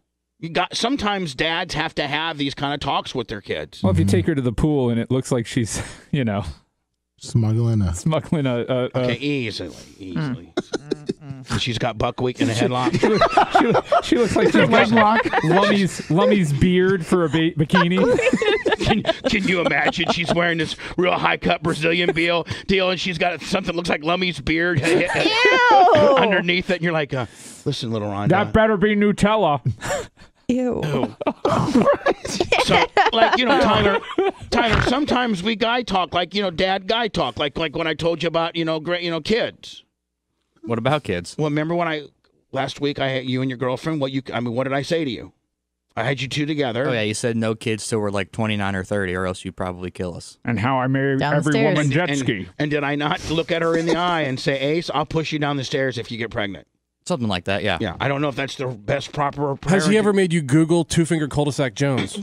Blitz, shut up.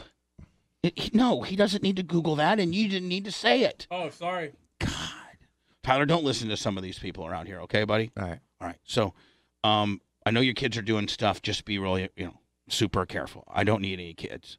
I can barely handle myself, let alone. Listen, I just want to let you know, if you guys get pregnant, and I'm going to boycott that baby. Boycott? I'm not going to be its You're grandpa. going to protest at the birth? Yeah, I'm not your grandpa. You, Tara, and my mom, they'll all fret over it, but not me. My grandchild. Don't bring it. Listen, picketing. little Johnny, I told you. You're like, listen, little Johnny, I told Tyler and your dad and your mom, I didn't want them to make you, and they made you, so I cannot have anything to do with you, buddy. Sorry about your luck, kiddo. Oh, Tyler, I don't know if this is appropriate to be having with my son on the air, but how you doing today, buddy? I'm doing great. How are you? Great. Now, have you ever read a commercial before? No, I have not. Okay. Well, this will be a first. I mean, my God, if they didn't think everybody Blitz is now going to think that I'm fast tracking Tyler as a co-host. Absolutely. God, Lummy. Commercials. Now within 2 weeks, the guy's doing full blown commercials. Ooh. Can't wait to see his Hogan impersonation. So, Oh my God. So without further ado, Tyler. I mean, Hogan is his godfather. Well, yeah, it's true. Hogan is his godfather. Oh, really? Yeah. Interesting. So anyway, Tyler, we're going to have you read this commercial to see how well you can do. Is Lummy the director? Yeah, I mean, Lummy, you can direct. Sure. Oh, okay. I mean, do you want Bubba to direct you? You're the big time talent here. Who would you like to be the director? Lummy. Oh, He knows. He knows that I'm a dick, and that you'll be easier on him, Lummy. Anyway, Okay. all right. Well, Lummy, I mean, you know, you don't have a copy of the script, do you, Lummy? No, I do not. But I got I got a general idea how it goes. I can slip in a cut too. All right. Okay. All right, Tyler. Tyler, Lummy, Tyler, go ahead. All right, Tyler, take one on manscaped.com. Manscaped offers the best in-precision engineered tools for men's below-the-waist grooming. They just launched their 4th generation trimmer. The lawnmower. What are you, a robot? Cut. You have to put a little fluctuation in your voice. What? These all caps are messing me up. Wait, let me see. All caps are messing you up. I mean, are you a robot? That's how your dad used to always type everything. Inflection? You gotta act like you're having a conversation, Tyler, like you're talking to your bud, like you're talking to Seth Geary, like you and him are talking, like it's kind of like, you know, hey, dude, you know, like a... More conversational. Yeah. All right, let me shame you for, you know, being the director of this deal, and it sounded like crap, like a goddamn robot. And you're not checking it before I had to. All right, sorry, Tyler, no robot. Put a little fluctuation in it. Dump that. Hold on. It's not in. I mean, you're inflation, whatever it is, but Inflection. just fluctuate your voice. Fluctuation Inflate or your inflection. voice. Sound like you're having fun. You're talking about manscaped.com. Take 2. Manscaped offers the best in-precision engineered tools for men below the waist. What? Are you making an announcement to the whole entire playground? Hi, we're Manscaped, and we would like to have a kid, a spokesperson that sounds like they might have some pubic hair. This guy that you got doing her spot, I mean, I just started shaving. I use Manscaped Lawnmower 4.0. This guy's balls has hasn't even dropped yet.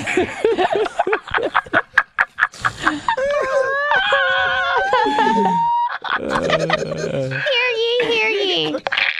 All right, jumper testicles. Let's go, kid. All right, there we go. I'm sorry. Take 3! Manscaped offers the best in-precision engineered tools for men below the waist grooming. They just launched their 4th generation trimmer, the Lawnmower 4.0. Join over 2 million men worldwide who trust Manscaped. With this exclusive offer, get 20% off. Whoa. What offer? What kind of offer? Exclusive. All right, go back. Pick it up from exclusive. With this exclusive offer, get 20% off and free shipping with code BUBBA at manscaped.com. Manscaped engineered the ultimate groin and body trimmer by focusing on intelligent functionality and incredibly comfortable grooming experience. The You can't pick it up from a pickup. You can't go. All right. So Lummy, he messed up there, but he did get through the intelligent functionality far better than his dad did. Continue on, Lummy, from the pickup. Tyler from intellectual functionality. What? Pick it up from intellectual functionality. What? Intelligent functionality. Intellectual functionality. Textual? Pick it up from trimmer. Take 3. You just Elmer fudded that. You just abity. Porky pigged it. Pick it up from trimmer. All right, Tyler, whose testicles have not dropped, and he still has got a little girl voice for the man trimmer, and take 5. Pick up from the trimmer. Body trimmer by focusing on intelligent functionality and an incredibly comfortable grooming experience. The Lawnmower 4.0 features a cutting-edge ceramic blade to reduce grooming accidents thanks to their advanced skin-safe technology. It has a multi-function on and off switch with a travel lock. Use the 4000 KLED spotlight when you need a more precise shave. Customize your trim through an additional guard lengths with sizes 1 through 4. Customize your trim. I love it. I'm sorry for that. Continue on, sir. Enhance your confidence with Manscaped new Lawnmower 4.0. Get 20% off your order and free shipping with code BUBBA at manscaped.com. That's 20% off with free shipping at Manscaped. It's free. Free shipping. Not free shipping. Come on, kid. 20% off with free shipping at manscaped.com with code BUBBA at checkout. Unlock your confidence and always use the right tools for the job with Manscaped. Hello, Manscaped. Hi, this is the advertising agency that represents Bubba the Love Sponge, and we're representing. We got a new thing going on. It's where Bubba reads it the way it's supposed to be, and then his kid, whose testicles have not dropped yet, trying to get those younger demos involved in it, gets through it as well. So it's the same price either way. It's a bonus. Somebody had a good idea in chat that Tara should read it. Oh. That'd be super hot. Yeah. Hey guys, you what is she, a velociraptor? Oh my god, did she gain 400 pounds and start smoking? She turned into a dinosaur? Yeah, but Tara sounds so hot. I know. It's over the top. That's your idea of a hot chick talking? No, but like I'm trying to go way over. I'm going way over the top with the way Tara talks. Like I've had a lot of people tell me like when I hear Tara talk, it sounds like she's touching herself. Let's hear Anna's sexy voice. This is my sexy voice. Oh, God. My penis just went up Go inside to manscaped.com. My voice is deeper than Tyler's. Sorry, Tyler. It's not good for either one of us. Trust me. It was just as much as a dig on me than it was on you.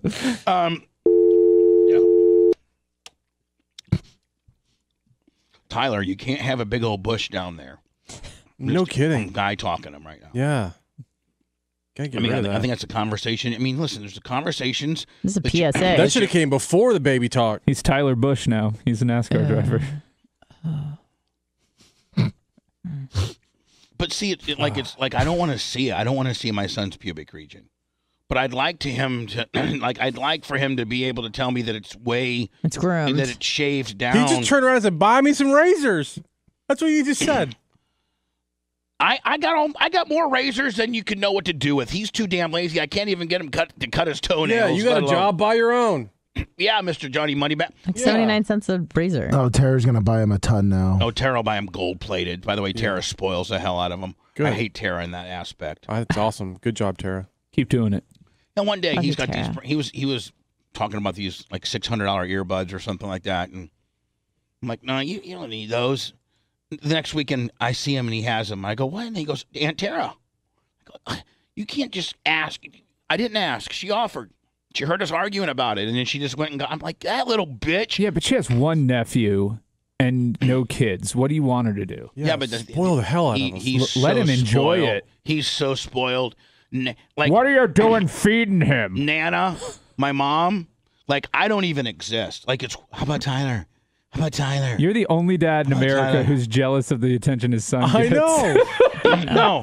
What about me? I'm not. What about Bubba? I'm not jealous. I'm trying to tell him you're creating a monster, Tyler, guys. Tyler. I'm like, listen, I'm all for being cool to him. Creating a monster. Janie Cake's already created one. Like, Tara gives him envelopes and stuff. Like a real deal. Like, shit, Tara gives him cash. You've gotten cash from Tara. Yeah, in a home. But now that little turd's eating into my cut. Yeah. And a truck. Go find your own watering hole, Tizzy. Yeah, my envelopes are getting a little lighter now that she's had to spread it around too, bitch. She's thinking about giving us her house. Oh, Tyler wants to know, how do you like your earbuds and how often do you use them? That's what he just said. Tyler, I don't know if you want to keep poking the bear. Lummy, why don't you give him some really good advice? Oh, he wants to know how you like your watch, too. Hey, Tyler, why don't you quit poking the bear? If you like your job in the apartment with your sister or Bubba's sister, you might want to calm down. Tara, I think, is moving out. Oh. I think she's she's going to give the house to Tyler. And Tyler's going to kick me out.